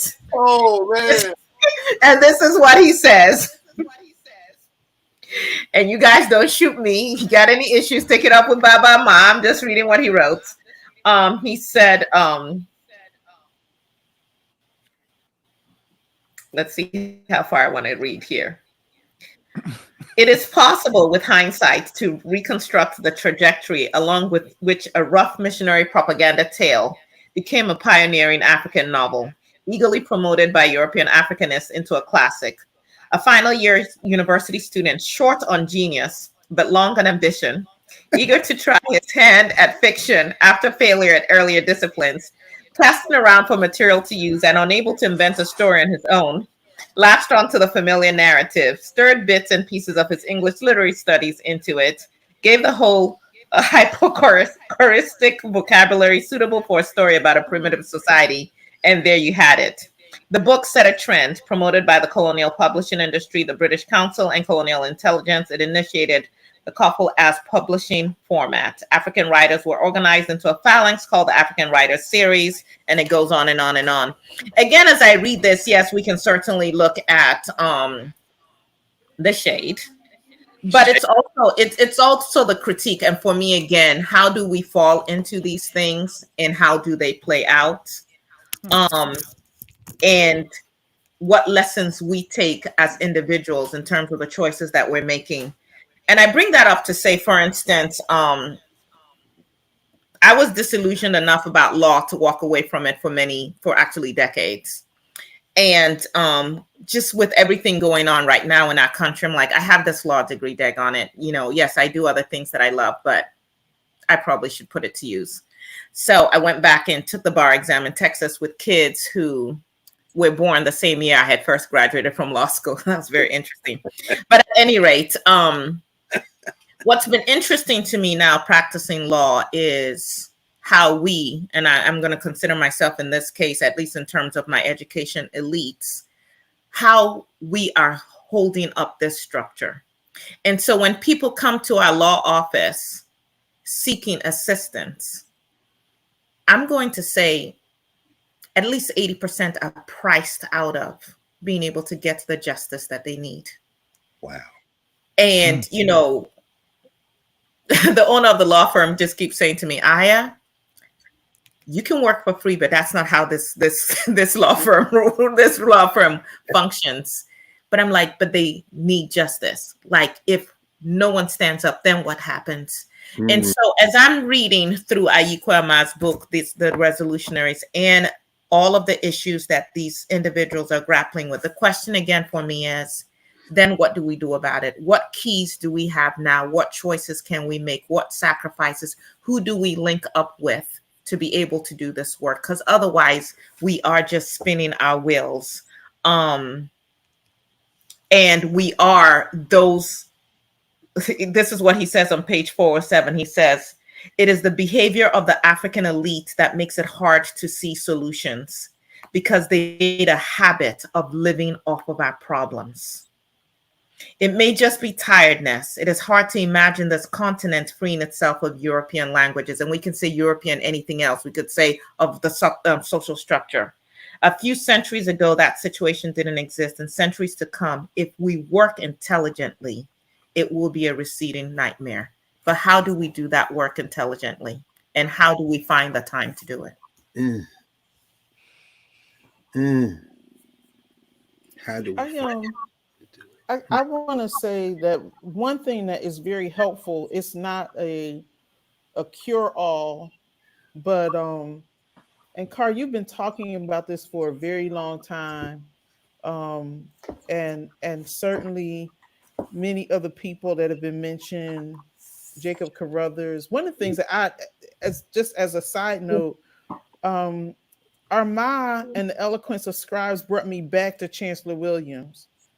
And being in South Carolina, to be able to say to students, let's talk about Chancellor Williams and Bennettsville, South Carolina, and how somebody from South Carolina could be so interested in moving about the African continent and leaving work that Armah would take up when he says study the migrations. And then Armah takes that work up, and then in my classroom, that is what we attempt to do. We are studying the migrations. And so for me, if somebody is trying to ground their understanding in the last couple of 100 years, that doesn't work for me. And I really hope that they get there at some point, but I need for my students to hear the words of the ancestors and the ancestors' ancestors. And I need them to make those connections and to know that the things that we are talking about are a through line, a straight line through Africa, that we don't have to visit Europe to do anything in terms of what we call school or learning or ways of knowing. That's right. And just as a quick aside, That's right. about 2 weeks ago, we took a group of our humanities hub students. We went to Mount Pleasant, South Carolina, so that we could navigate through Charleston down to Savannah. We were in St. George, South Carolina, and we were talking to people about these governance experiences that they had when they were left alone, when they were able to carve out space and they were left alone. I mean, visionary kinds of things. Somebody's a group of alumni are restoring a Rosenwald school, and those Mm, Rosenwald schools go back to the 1920s. This one um, was closed down in 1950, 53, 54. And those people who attended that school just put out, let's have a reunion. And when they got together, they had a school reunion and they re envisioned what that space could be. And it's a community center. They have a children's museum, and yet they got Boeing to fund the children's museum. hmm. But the vision that they had for that space was theirs. Yes. They got a caboose where they're doing some medical training for young people. They got another train car that's coming, and it's like the alums are gonna be selling fish dinners, Come on. like a little cafe. I mean, I was just like, this is, and they remember when that was a black business district, and they already have a plan to reach to the next generation to put some of those things back in motion. We were in Hollywood, South Carolina, and there is this beautiful young sister who is the mayor of Hollywood. And she said to us, I want to make this the music capital of South Carolina. Wow. And I was like, the music capital. And then now every time I mention Hollywood, somebody is like, oh, yeah, I heard they were doing this. Oh, yeah, I heard they were doing that. This vision that she had of doing something for her residents, taking funds and building housing, making sure that young people have summer jobs. But it's like she's so grounded in the community, in building her vision of what those things should look like, and being mentored by the sister who was the mayor before her. Wow. Right? So these connections and these spaces where people are moving so very differently.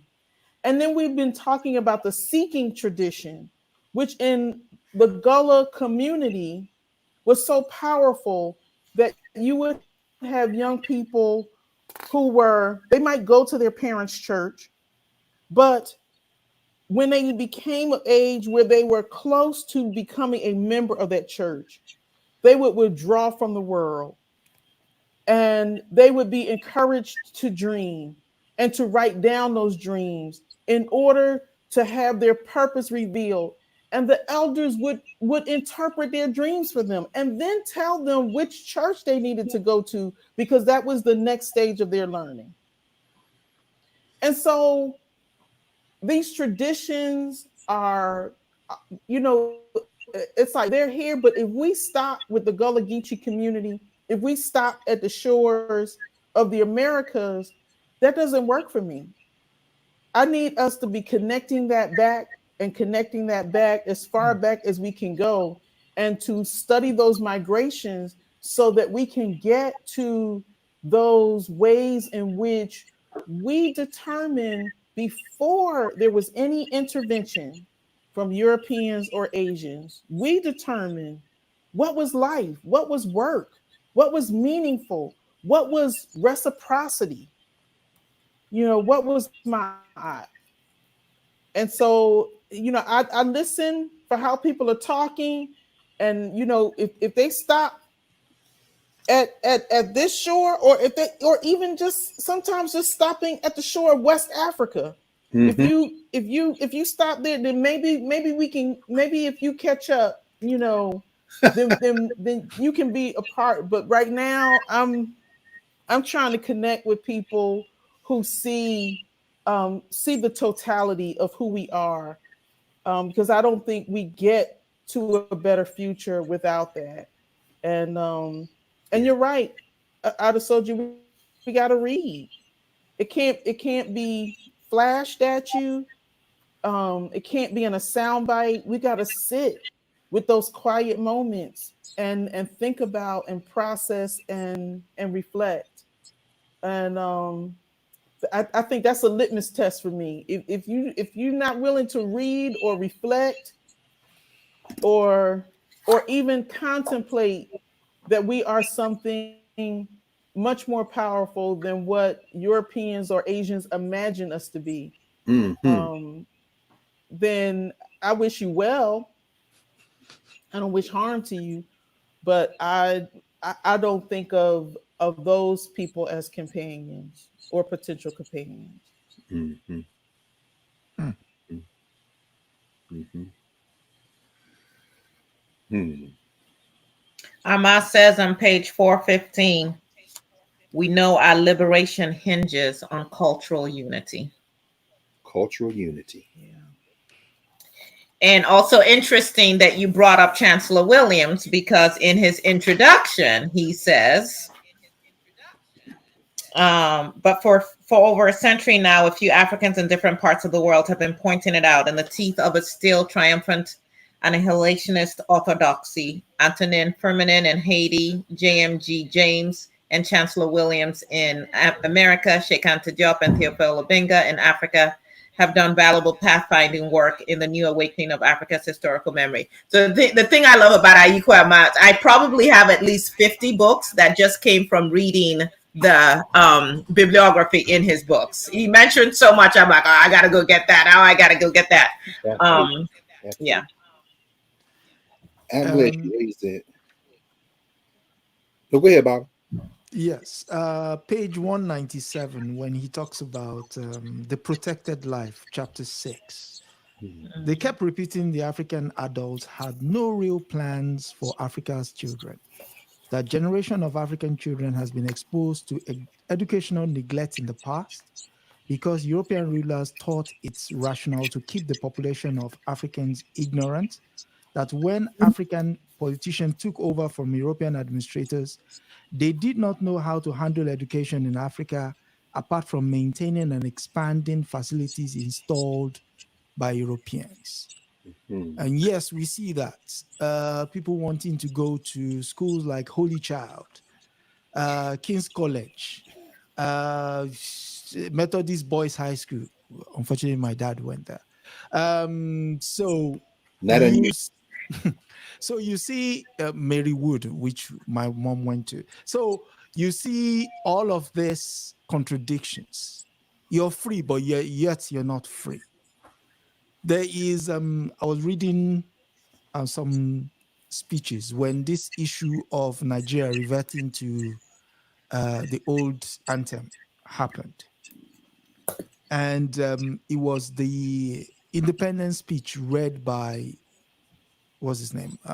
Alaji Tafawa Balewa. At the last verse there, he said, we have discussed and we will continue to maintain this arrangement in the interest of our two peoples. So why are you getting independence in the first place? You're not. You don't want it. You want your master's love. I mean, it is funny, Bobby. You mentioned that. In fact, do you mind right there where you were reading on page 197, Yeah, finishing that paragraph out because he's making the point you're making, I think. 197. Okay. Right there where you were, right where you stopped. Okay, listening, I keep thinking we found an extraordinarily expensive way to nurture failure. Meeting in luxury hotels to say over and over that yes, our society has huge problems, but no, we cannot solve them because we find it sweeter to resolve that they be solved. Exactly. That's every conference I think we've ever, all of us, ever been to. You get the per diem, you get the people who, unlike Kathy and myself at Negro colleges, somehow have bank accounts that the school pays for your travel and registration. Now I'm going to out her because I don't know another working academic in the academy who comes out of her or his or their pocket more than Kathy does. I suspect she probably got some people with her now she didn't help pay to get to Ghana.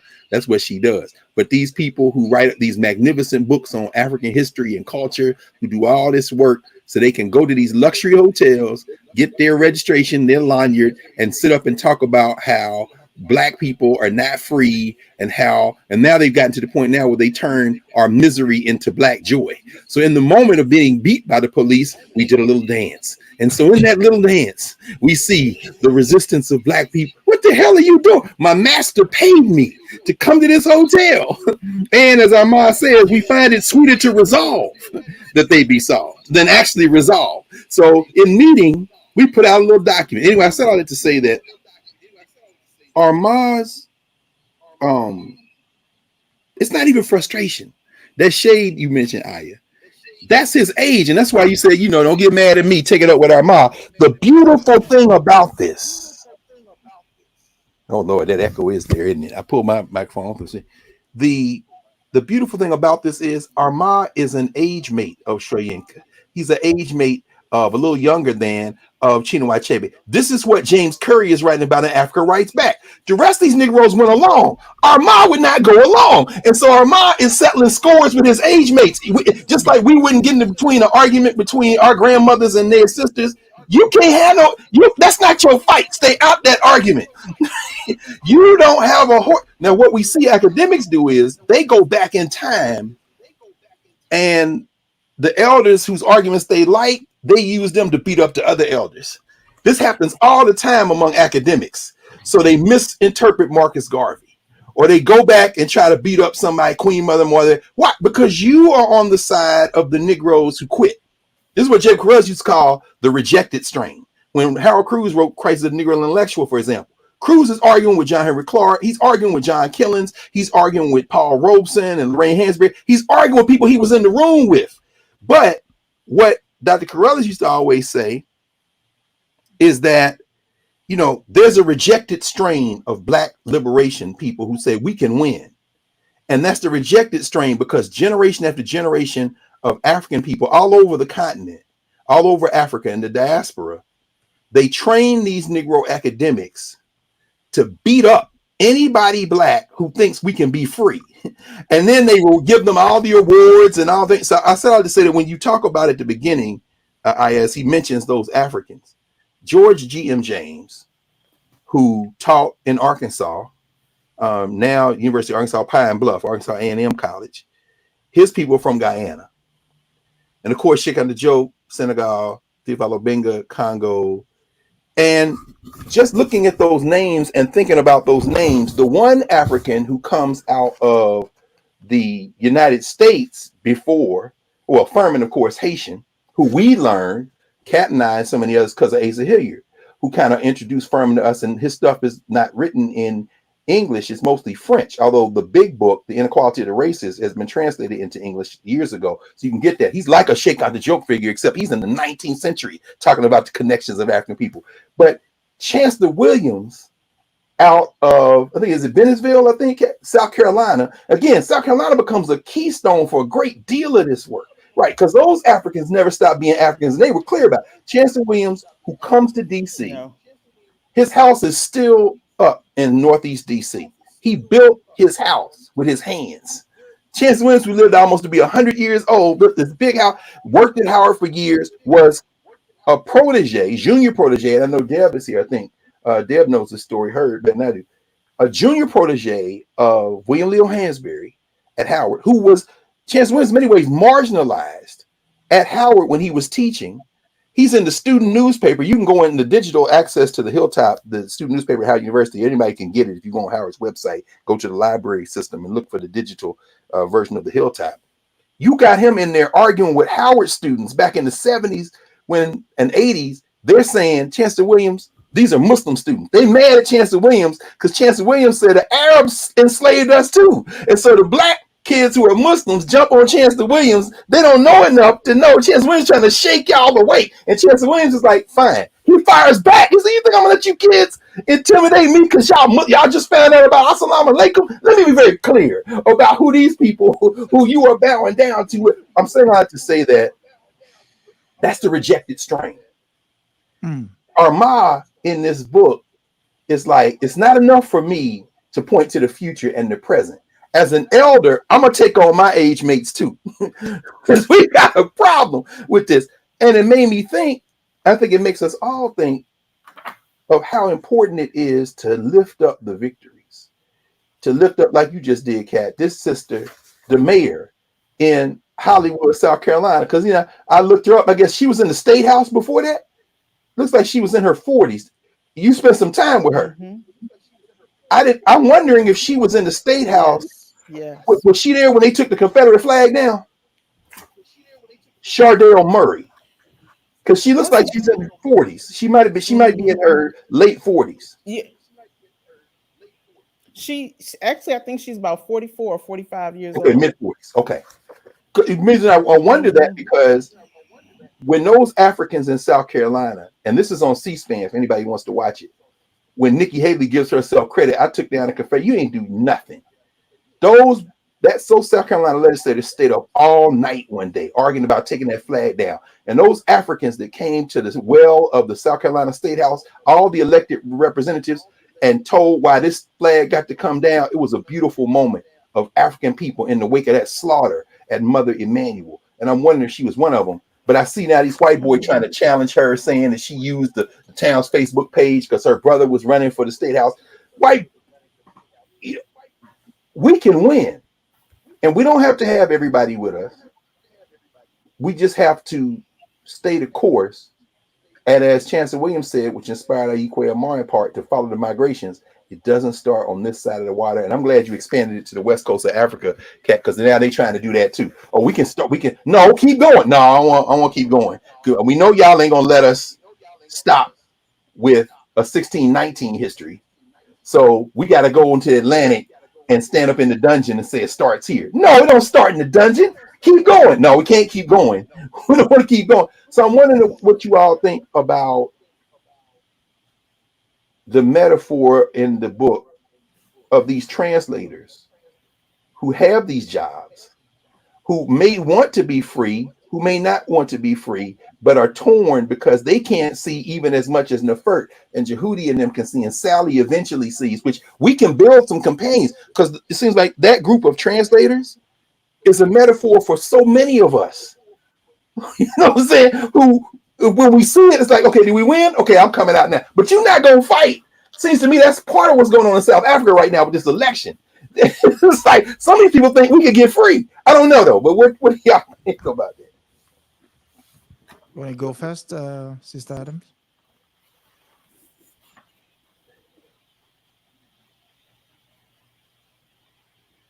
She's frozen. Okay, I'll go first. With regards to the metaphor, I think it's a metaphor for the professional class. How do you interpret your role, your profession to your teacher? What do you teach? Do you just teach the curriculum? Just tick the box. I've done my job. Go home. Bye. See ya. The doctor.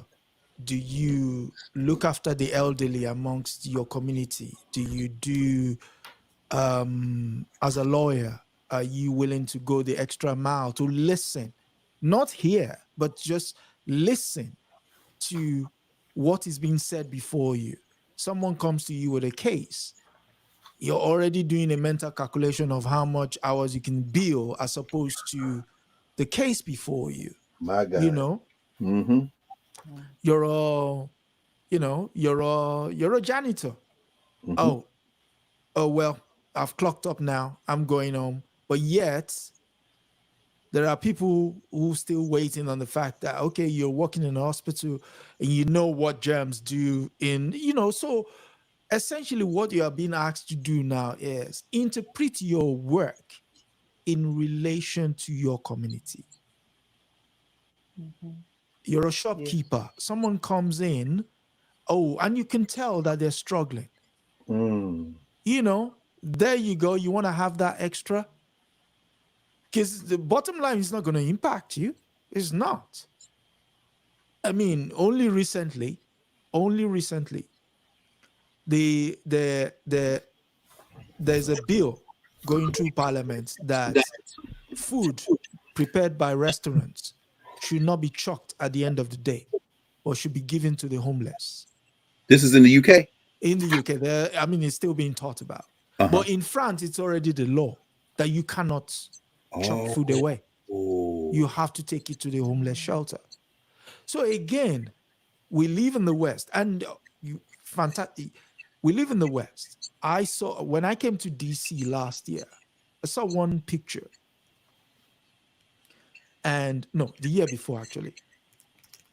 And I saw one picture that when I was reading the Resolutionaries and I saw what he was talking about with regards to the absurdity of the entire thing. Any society that lets a pregnant woman be homeless, walking the streets, half naked, is not worthy of the word society. And I saw that in DC. There was this lady, I went in the CVX, and there was this lady just walking across the street. And I was telling the person next to me, what is this?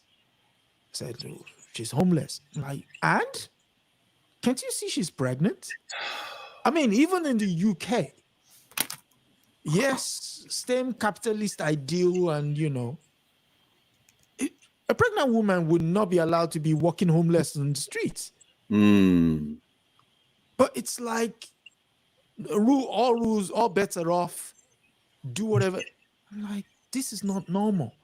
So in the Resolutionaries, Ayi Kwei Armah is asking us to look around us to see what is it about our society that we, as individuals, as a collective, as a group of companions, can resolve that this is what we'll focus our attention on. And you don't have to do everything. Just pick one. If it's going to sit with the elderlies and talking to them in the course of the day, if that's all you can do, that's because, again, in the Resolutionaries, we don't put our elderly in old people's home. Come on. You find a new role for them. What's the new role? They talk to the young ones. They pass wisdom on. When the mother came in, what did Rezi do?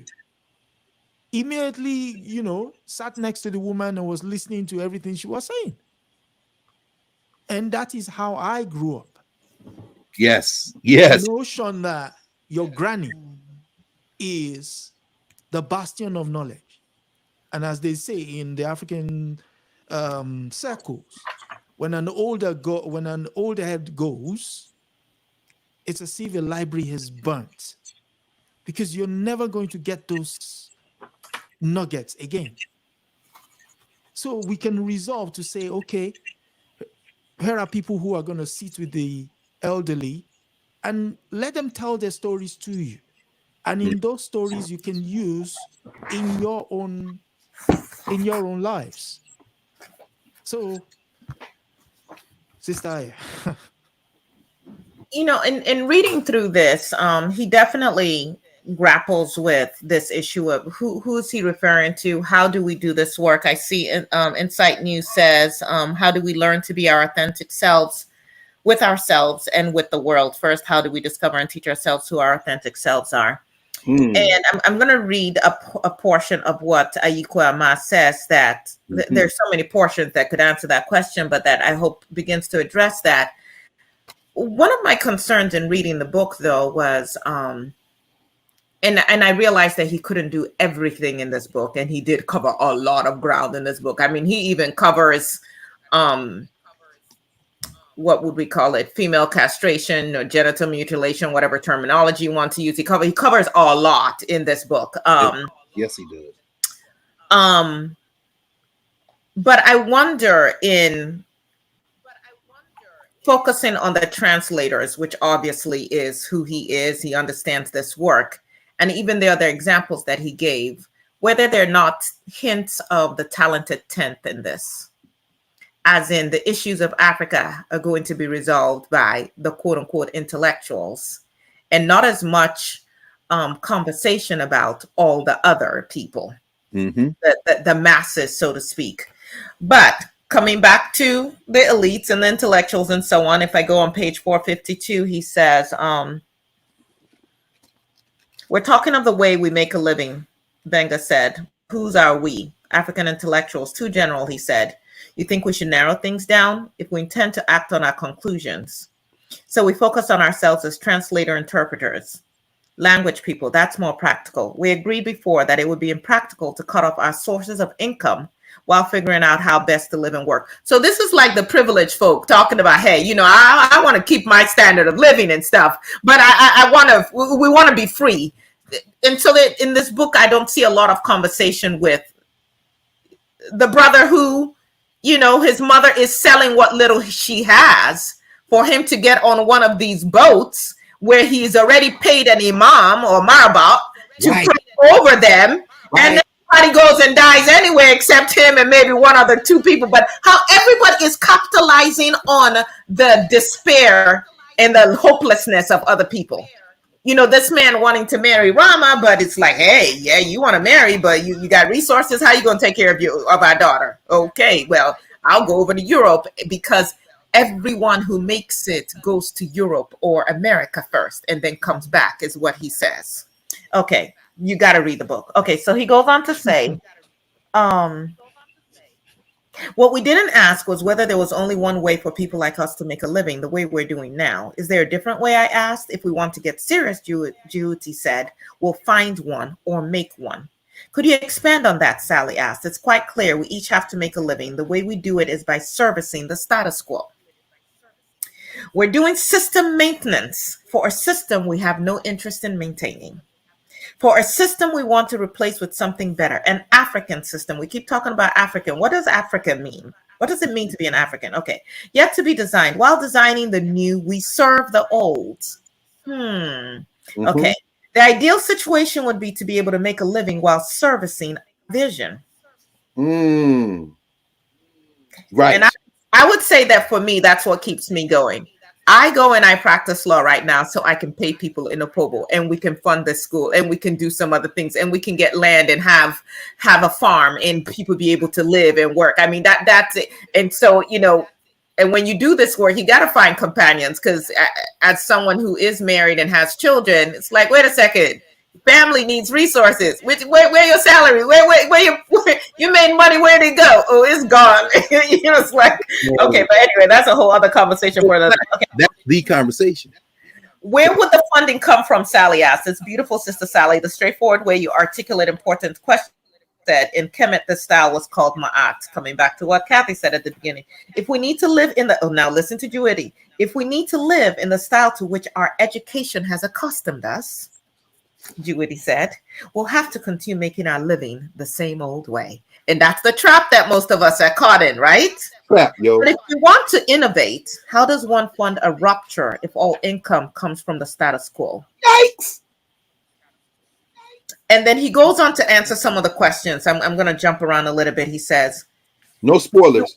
If we want to do that work, it won't be enough for us to study our vision. Okay, no, let me back up. Let me back up. I shouldn't have jumped. But if we want to innovate, how does one find a rupture if all income comes from the status quo? Have we concluded that all income comes from the existing system? Do you see any other source? We're looking, said Sally. Look at our ideals, Benga said. We're looking, said Sally, affecting an intense stare. They're useless unless we communicate them. They'll become powerfully useful when a critical portion of our society recognizes them as our best possessions and gets ready to practice them. Talking about our ideals. So we come back to this Africana methodology that Dr. Carr is teaching us in how we implement that, right? Our ideals become powerfully useful when we study them and we get ready to practice them. That won't happen unless the vision gets articulated clearly enough to reach that critical portion. And that's one of the reasons I'm grateful for Nubia. It's not everything that I personally would want it to be, but it is creating this space where we can have these conversations. And many of you who are listening to this are Nubia, and if you aren't, you want to get on that. Okay. And of course, you want to stay connected here at Adesoji Speaks Knowledge. So please hit that like button and subscribe as well. Right. Okay. Then he goes on to say, if we want to do that work, it won't be enough for us to study our vision. We'll have to study it deeply enough to understand it thoroughly. And this is the work.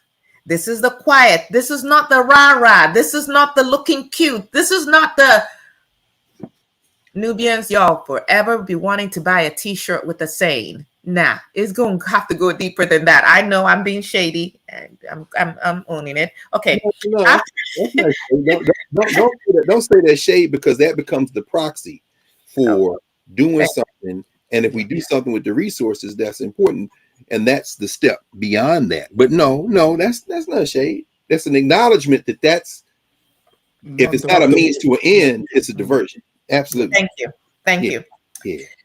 Okay, after understanding it, we'll need to articulate it so clearly that anyone with intelligence and integrity can understand it too.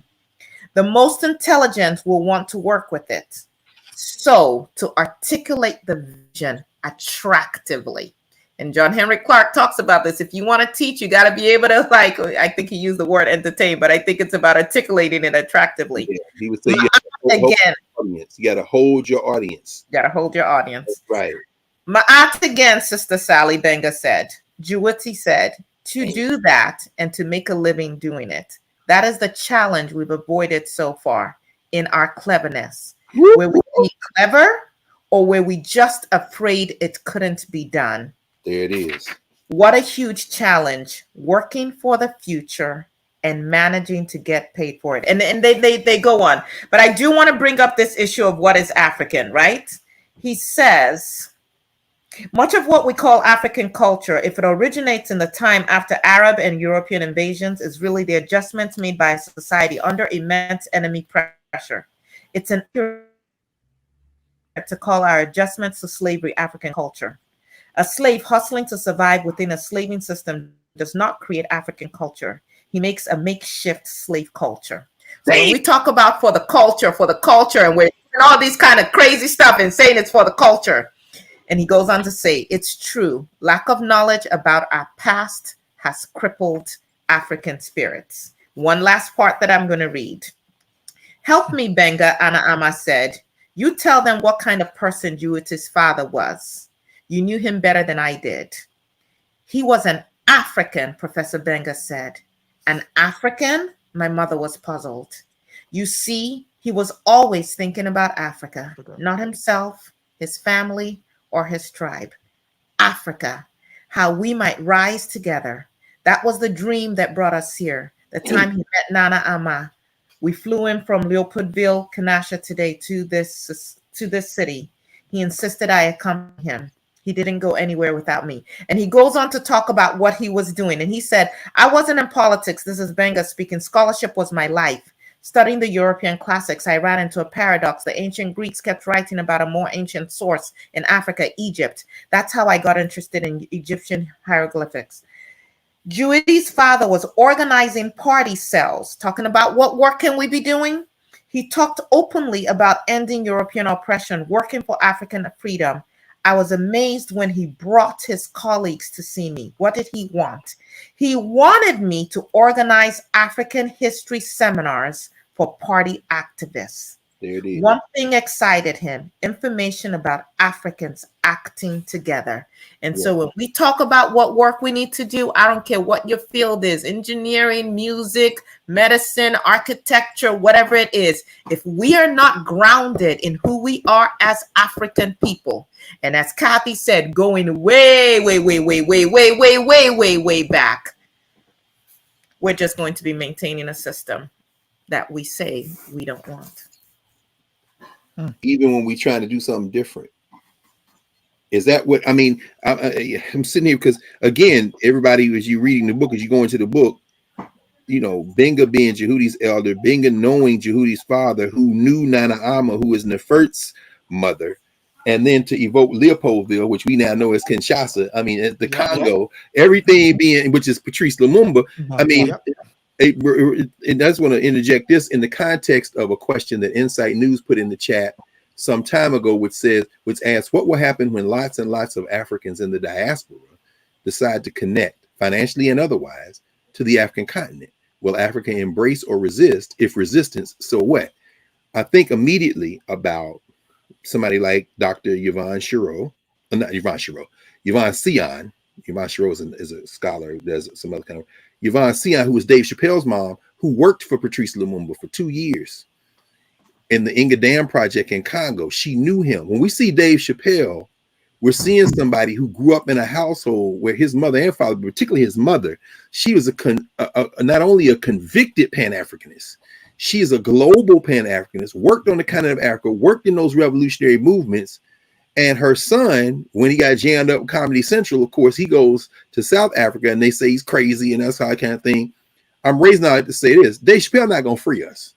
Clearly, that his style, his technique, he can't, and he said this when he got the Mark Twain Award at the Kennedy Center.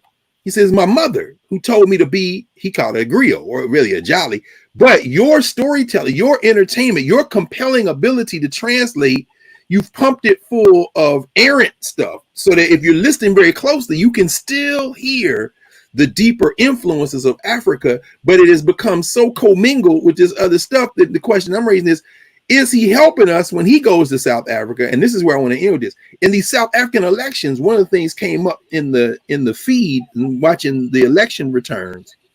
Somebody said, because the Western Cape is where some of the people who are the more privileged are. Cape Town, all of them. That's where you see some of the whites, some of the quote unquote colored. You know, that's where the DA, Democratic Alliance stronghold is. They're now coming in number 2 in the tally. The ANC doesn't have 50%. Now they're saying maybe you should make a deal with the DA. The DA is led by this John Steinhausen or whatever, this white dude.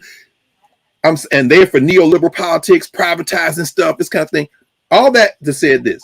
Somebody in the chat watching the South African election return said, yeah, be suspicious of the Western Cape because a lot of African Americans are coming into the Western Cape and buying property. So that sent me off down to look at some YouTube videos, see if I can find. And you see these Africans from the diaspora, from the US, getting out of these nice vans, going touring these nice properties, saying we're going to move to South Africa. But when you raise that question, what will happen, Inside News, when lots and lots of Africans in the diaspora decide to connect financially and otherwise to the African continent, will Africa embrace or resist? If resistance, so what?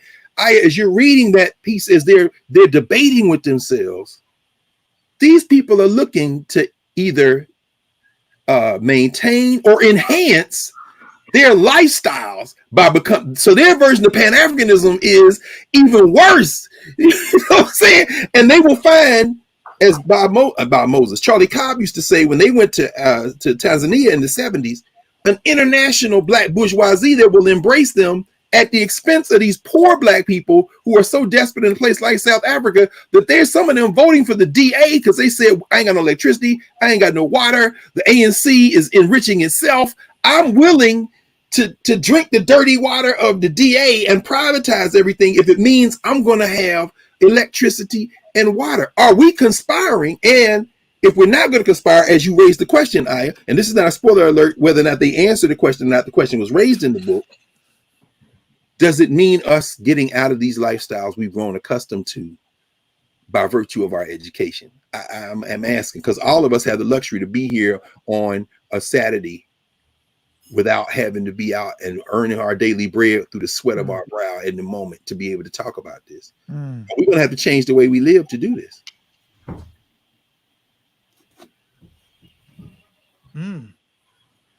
Yeah, but what is living? Absolutely. We are? Absolutely. It's not sustainable. Absolutely. Yeah. I mean, I think the task at hand, and this is what I meant by that 10%, you know,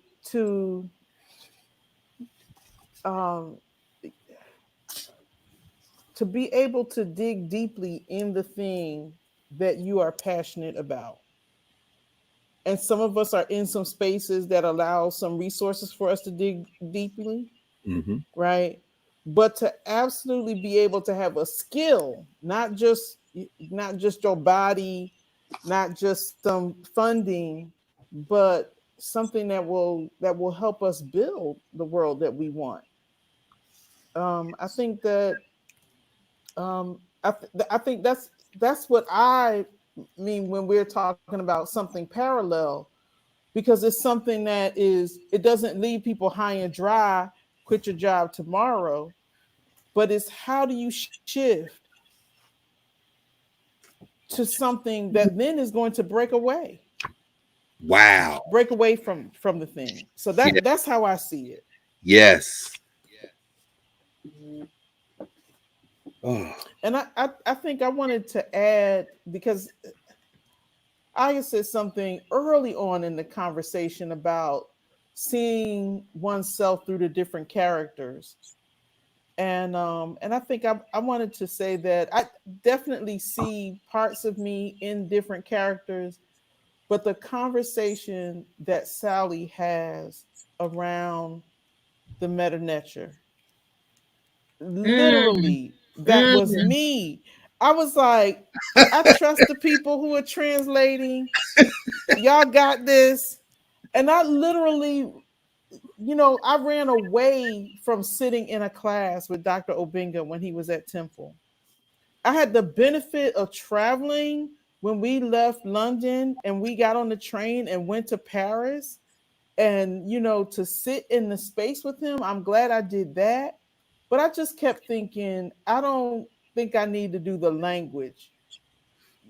But now, I think the way in which, and this goes to how the message is delivered, the way that Mario has us drawing those glyphs, and Mm. the way in which I'm connecting to nature differently because of the tactile nature of drawing those glyphs.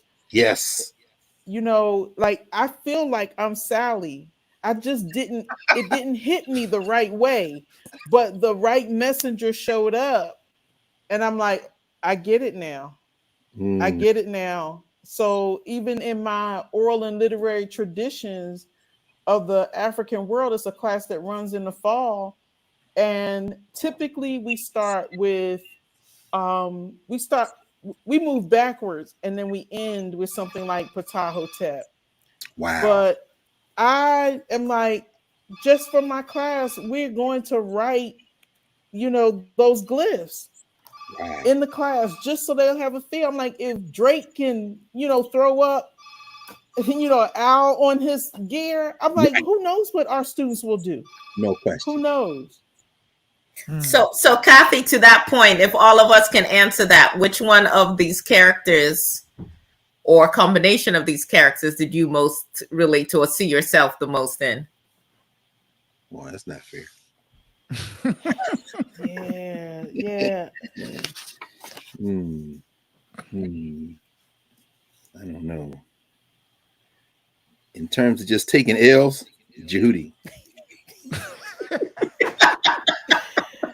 No, I'm just saying you can't. I mean, for some, and that's because of the role models that we all know, the people who we respect the most, beginning with our parents, beginning with our families who endure a lot, who just put up, who always looking out for people. But in terms of Jehudi specifically, not in all the dimensions, because God knows his training, his ability to kind of be, I don't have that. But, when faced with foolishness, you just kind of be quiet because you understand people are not, everybody's not where everybody else is, and it's not their fault, which is another reason why I have so much just admiration, respect, and learn so much from you, Kathy, because you never quit your post wherever you are. And Kat has worked at a lot of different HBCUs and formations, but these are the spaces primarily, whether it be working at the University of the Virgin Islands or, working at Payne or, working at these different schools, Benedict and being around Richard Allen. I meant Richard Allen, and then here now at Claflin. You always with, or for that matter, in the schools in Philly, in the public schools, particularly middle school, you know, the people that and again, I'm taking this deliberate shot at these Negroes, even as I understand that they're doing it because, like these translators, they don't see another way to make a living and claim to contribute. Not people writing about it and going to, you know, nice conferences and beautiful hotels for big stipends and talking about what they wrote.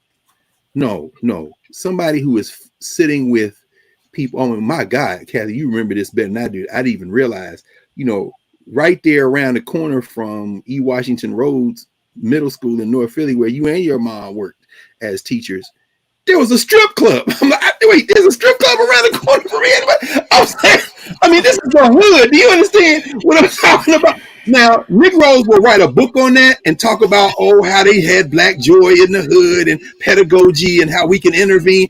Or you can go work at E. Washington Roads Middle School. You know what I'm saying? And come out your own pocket for equipment. I'm saying that to say that Jehudi embodies for me, and I think for all of us in this book, that kind of inexhaustible patience.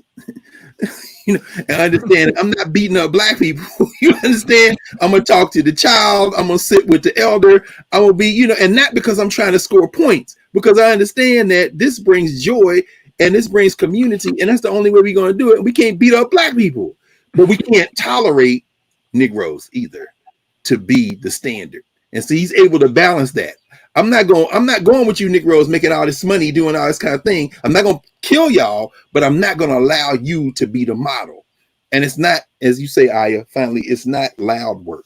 That's the quiet work. That's the work you talking about, Adesoji. When you see the elders, you see somebody asking for something to eat, you don't pass them. You don't stop them. It takes a toll. I think it took a toll on Jehudi. There were some things in Jehudi's life he would like to do. His father took the ultimate L. You see what I'm saying? And the old man, his surrogate father, is like, hey, you know, I knew your pops. I know what happens when you stand up against empire. So, you know, you can't do it by yourself, as you say. But Jehudi, for me, embodies a lot of that spirit. For me, it would be Benga. Mm-hmm. Especially, I don't want to, you know, spoil it for people, especially at the end where they came for the meeting and people were saying, oh, why we sat here? And he explained to them, and it's like, listen, you don't want to be here. There's the door over there. Don't let it hit you on the way out. You know, for me, that just embodied. I will tell you this. It's, for me now, it's like, you must be able to sit still. I mean, okay, fine. This book is 452 pages. 482? Yeah, 482 pages. Yeah. Yes. 482 pages. And I did it in a week, right? Mm-hmm. Okay. So, and why did I do it in a week? Because, again, you have to develop interest in what freedom looks like. Because what happens in page after page is, as soon as you're solving one problem, or you think you're solving one problem, Ayi Kwei Armah throws up another one, and you're like, oh, here we go again. And it was, you know, when they say a book is a page turner, that's the Resolutionaries. So for me, once Benga came into the picture and he started talking, I'm like, okay, this man, this old head knows what he's talking about. And the moment he told them that, listen, this is what it entails. Are you in or out? There is no halfway house. You know, there's no like, oh, well, I'll do this and I'll not do that. Nah. Are you in or out? And I think, in a way, in order for us not to catch L's, at some point, that is You what don't catch L's. Yeah, it ain't avoidable. No, I know. Catch the L. I know, but still, at some point, Going looking for him, in fact. but at some point, we have to be resilient enough to say, you know what? Let's do less of this. Facts. Let's do less of this. Facts. Yeah, it's okay to entertain each other. It's okay. It's true. But the guy who are inflicting this violence, don't stop planning. Once you get around one problem, they're already concerting, they're already, milling around thinking, oh, okay, they got rid of that one. How do we do it? How do we do the next one? So while we are celebrating one victory, they already plotted. So we cannot, we have to be consistent. And so people who come around and just chitty-chatting, stop. Just stop. Distractions. Yeah, Distractions. just stop. I'm He sorry. said, just stop. Yeah. I mean, I just talked about when she came on office hours, she talked about limerence. Mhm. I mean, that's a problem in itself. No question. Unrequested love, that's a problem in itself. Mm. That is a problem in itself. Question is it love or is it lust? Like, what is it really? Whatever it comes in. Infatuation, obsession, whatever. Yeah. Listen. Yeah. As a 16-year-old, I know having posters on the wall and you looked at the posters, but you outgrow them. It's a phase. You outgrow them. You speak to someone and you don't get a response. Step back, move away. Indeed. Move away. Yes. So as we wrap up, looking at the time, because you guys know this book, we could go on for like. Oh, wait a minute! You didn't say what character you. No, I will say. Yeah. But I want everyone to start thinking about like what your final. Let's say if you want to pull 3 major things quickly that you can pinpoint that you want to share from this book. And for those concerned about the spoilers, I hear you, but it's a book discussion. How do we not spoil some things? Okay, sorry. But we won't tell you how it ends. There were no spoilers. We talked about the characters, the plot, but nobody said anything about how any of this is resolved. No, nobody did. Okay. Mm-hmm. So the character that I definitely she resonated with me from the beginning, and then how she heals and evolves all the way to the end. Nefert. So Stuart, you were asking, did that make sense? Absolutely. I have had a number of careers. I've been where Nefert says, had I been able to ignore the misery around me, there would have been no problem. But to get from home to work, I traveled through a city growing in Africa with nothing planned for those fated to die cheated. And it's always been incredibly tough for me, having grown up in what some would consider an upper middle class family, to just, quote unquote, sit in my privilege and just be like, hey, my life's good. Y'all figure yourselves out. And so there's always been this internal struggle. So as a child, you would find me out with, quote unquote, the have-nots more so. I just never could find my way to being comfortable with the social class that I was supposed to be a part of. And so going into college, and Dr. Carr, you know this from our days with Action and so on and so forth. It's just always being, as I would say, brilliant enough to be in that elite class, but rejecting it with everything in me. And I remember graduating from law school and turning down a really good pay to buy a one-way Greyhound ticket to go to New York City to volunteer to work with John Henry Clark. And my mother nearly lost her mind. I mean, it was like... And I was hungry on most days and walking through Harlem, but wow, it was just something that I felt compelled to do. So which character do I relate to the most? Nefert. And that is why when Kathy brought up this book, as we talked about, okay, what's the next step? It's finding those companions to do the work with. And for people who are coming into my life now, I mean, I make room for a lot of people, but I'm also very clear about this is where I'm putting more of my energy. I'm going to love everybody, but I want to be with people who want to do the real work, not just look like they're doing the work.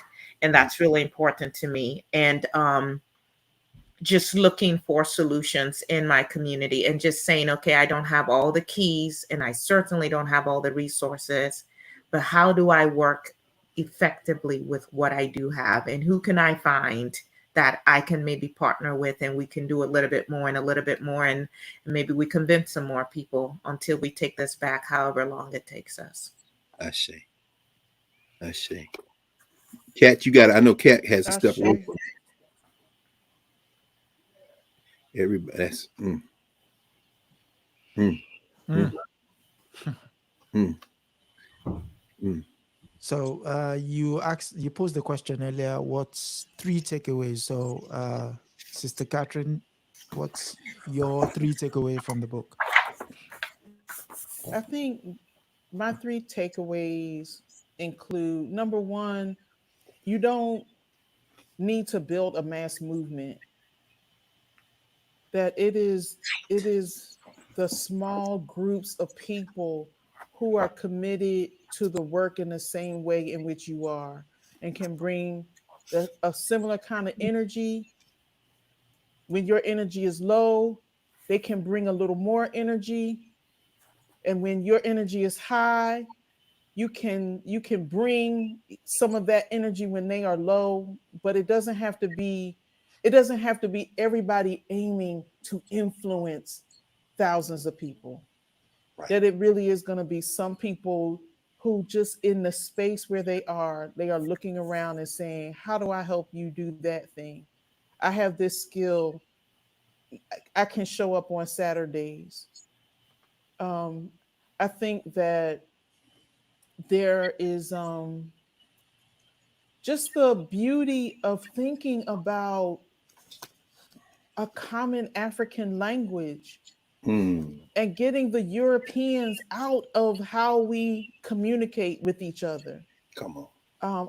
I think it's a beautiful thing. Mm. And I think that we, to the point of uh, we embellish these European languages so much. And I'm thinking about the work of Michael Gomez and how Mm-hmm. we try to make this language work for us, and then we trying to resist it all at the same time. And then we are engaging in what Ngugi refers to as lingua fam and linguicide. Mm. Mm. And so I think that to remove uh, Western thought out of our language in the way in which we talk to each other is very empowering for me. And I now know, after reading that character on the page, I'm like, okay, if she can be convinced, I can be convinced. And I think that is important. And then I think too, I think about that early part of our Ma's message to the reader. He sounds so lonely, Mm. Yes. um, Yes. so Yes. lonely Yes. about that face to face work. Wow. Mm. And I think of, if I can tell a quick story. This, it's not my story, but here in when I'm in Colombia, Armah came to Colombia and he stayed at Nana Bernie's house. And and then he had a kind of curmudgeon, frustration. But there's a picture that Nana Bernie took that he shared with us of when Ayi Kwei Armah sat down with Tom Feelings. And Mm. there was something about the Mm. artistry, those two artists sitting down, Mm. that he looked like he had found a companion. My And God. so I think that the takeaway is, for somebody like me who might tend towards, well, I'll just do it, I'll just get it done, Mm-hmm. I'll just work alone and make sure it happens. To resist that idea of loneliness and to seek companions. Mm. um, for the gratifying work, for the celebration of the work that's been accomplished, and then to get back to more work. um, I think those are my three takeaways. Mm. Mm. I'll let me yeah, anyway, I want to hear from y'all at the end. So let me just jump in very quickly and say that my three, I think I would say, and thank you for saying that, Kat, about Ayi Armah. I think it relates to the first of this time. In other words, the urgency of what must be done, but not rushing at the same time. And I think about that as I continue to get older. Well, the lesson I draw from this is the importance of time. Benga is the elder. He's patient with them, Jehudi and that generation, Jehudi and Nefert and Salih and them. They're not the elders, but they are patient. And then, Ressi is there, enthusiastic, having the time. So the use of time, the investment of time. And I thank you, Kat, for saying that about Ayi Kwei Armah, because for the first time I read the Eloquence of the Scribes, we tried to get him to come to the States. We're going to pay for it. Come to Philly, talk to Freedom School students, or come to Howard, because we used this for freshman seminar before they took it from us, these Negro enemies who are confused, but that's fine. And we had the resources, but he said, I'm too old. I'm not traveling. I'm going to spend the rest of my life and time here in this space. And I respect that, because once the older we get, the more we say we got to conserve our time. Time is the most important resource we have. So that value. And then space, the not just physical space, but space like this. So Adesoji, just what you're doing, what you've done today, what everybody we're here convening, this is our free space. And Armah talks about that a lot when he writes at the end of the Eloquence of the Scribes that better day, the ultimate better day, he says in the Eloquence of the Scribes, he says that day will not come in my lifetime. There's nothing sad in knowing that. What matters is that I am doing what I can do to bring it closer. And sometimes I meet people on the same search. He said that in ultimate, what can we do? No, if you could just have, what we're doing right now, this is our free space. This is our free space. When we leave this space, whatever else it is, we just got to continue to expand that space. That lesson with the Resolutionaries, we're going to get our crew. If it's just you and me and three other people, and then we're going to give some, we're going to get some more. Oh wait, these people coming. I mean, it's constant. And then finally, work. What he begins the book with, what is work? Work is what love looks like. Love in action is work. So chosen work, like what you do. When you convene around this question of self-love, it's never individual self-love. I don't know how you do that day after day. This is what, your third cycle with your book? Is it the third cycle? Yeah. I mean, you getting up before day in the morning. Yes, it is. People from all over the world can come in this and share things that they've never shared with anybody else. Self-love is group love. So that work is, chosen. When you working on your farm. I mean, I call what you got there at your house a farm, even though you say it's a garden. No, it's a farm. I mean, but training, everybody in your family to work, to learn how to grow and then they take their food and cook. To me, those are the lessons that I would take as time, space, and work. Armah shows us what those things should and must look like. And thank you, Adesoji, for bringing us together, Bob. I should admit, when you watch that South African broadcast, when it's a question of language, all these Africans who are the commentators, the reporters and stuff, South Africa, as they're interviewing these elders and these young people who are voting, I love it when these young people, it's mostly sisters, they got their microphone and they're approaching somebody who voted, and you hear them very quickly refer to them as Mama or Baba. So this is beautiful. Baba, tell us, when you voted, wow. I mean, just even that little, can you imagine the United States if reporters were approaching elders and Mama, tell us where you know. I mean, just even that small cultural thing, to respect it. I see this lady, she went in the van, and these elders just came back from voting, and then she's like, Mama, tell us. I'm like, come on. Even that small thing that humanity. I just wanted to say thanks again, Baba Adesoji. That's sure. Thank you. I'm not sure where Adesoji went. Hopefully he will come back in. So this was really hard for me to determine what my three were. I'm going to start with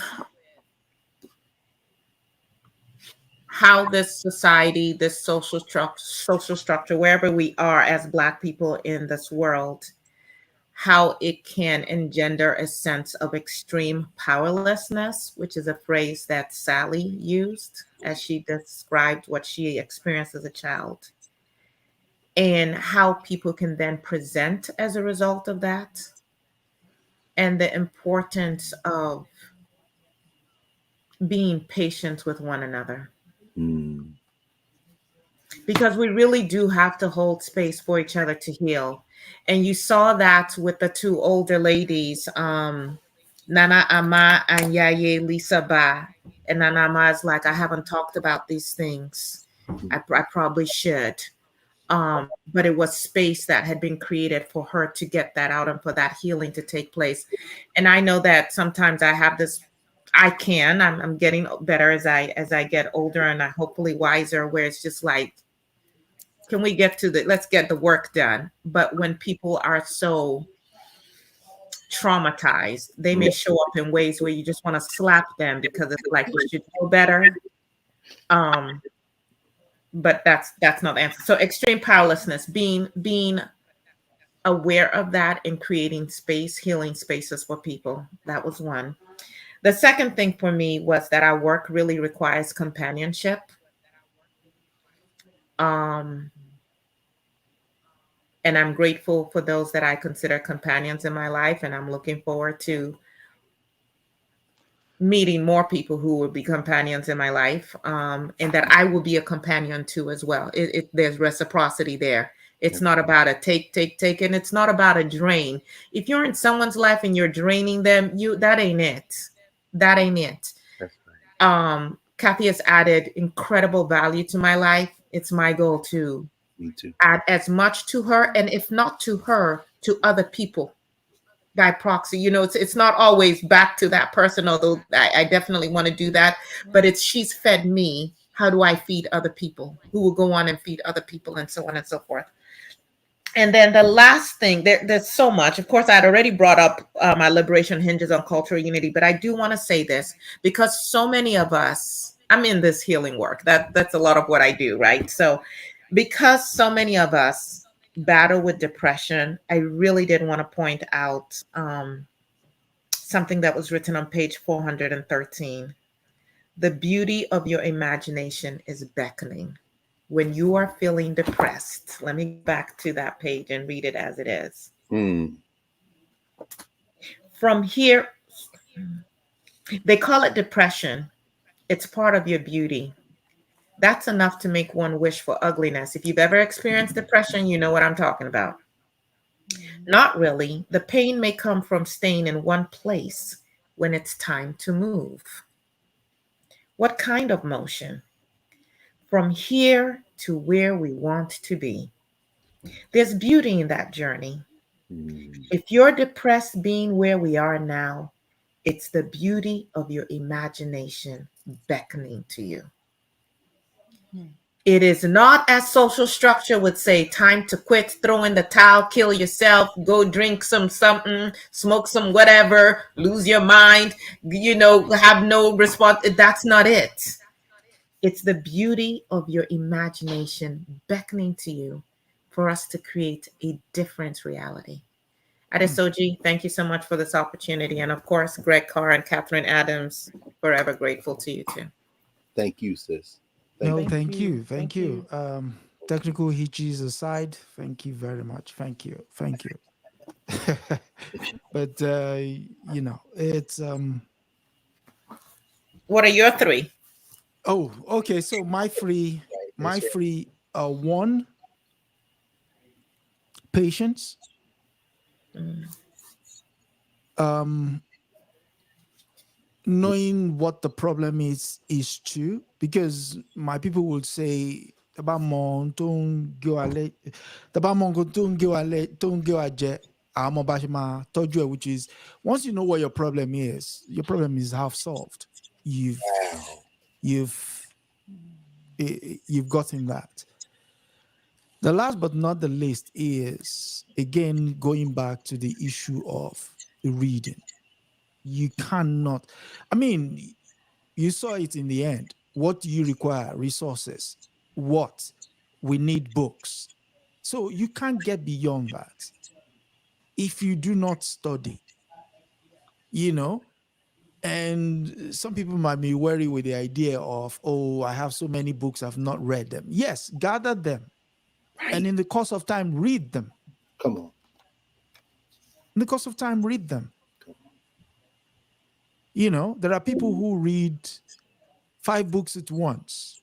Mhm. Not necessarily, you know, going through them, but it's like if my attention wanes in this, I move on to that one. Yes. But eventually we'll circle back to what I was doing before. But anything beyond that of not reading, you cannot escape from it. You have to read. Yes. You have to. You have to. Yes. So that's my free. And I thank you all for taking the time out of your busy schedule. The weekend, you could be anywhere else, but you choose to share your love of books with us. Sister Catherine Adams, Brother Greg Carr, Ashe. and my sister from another mother, Ayi Fubara Eneli. I am eternally grateful to all of you, and thank you very much for coming. Thank you. Thank So we you. can, Thank when you. everybody like, share, subscribe, send the message out to everybody to know to get on this channel.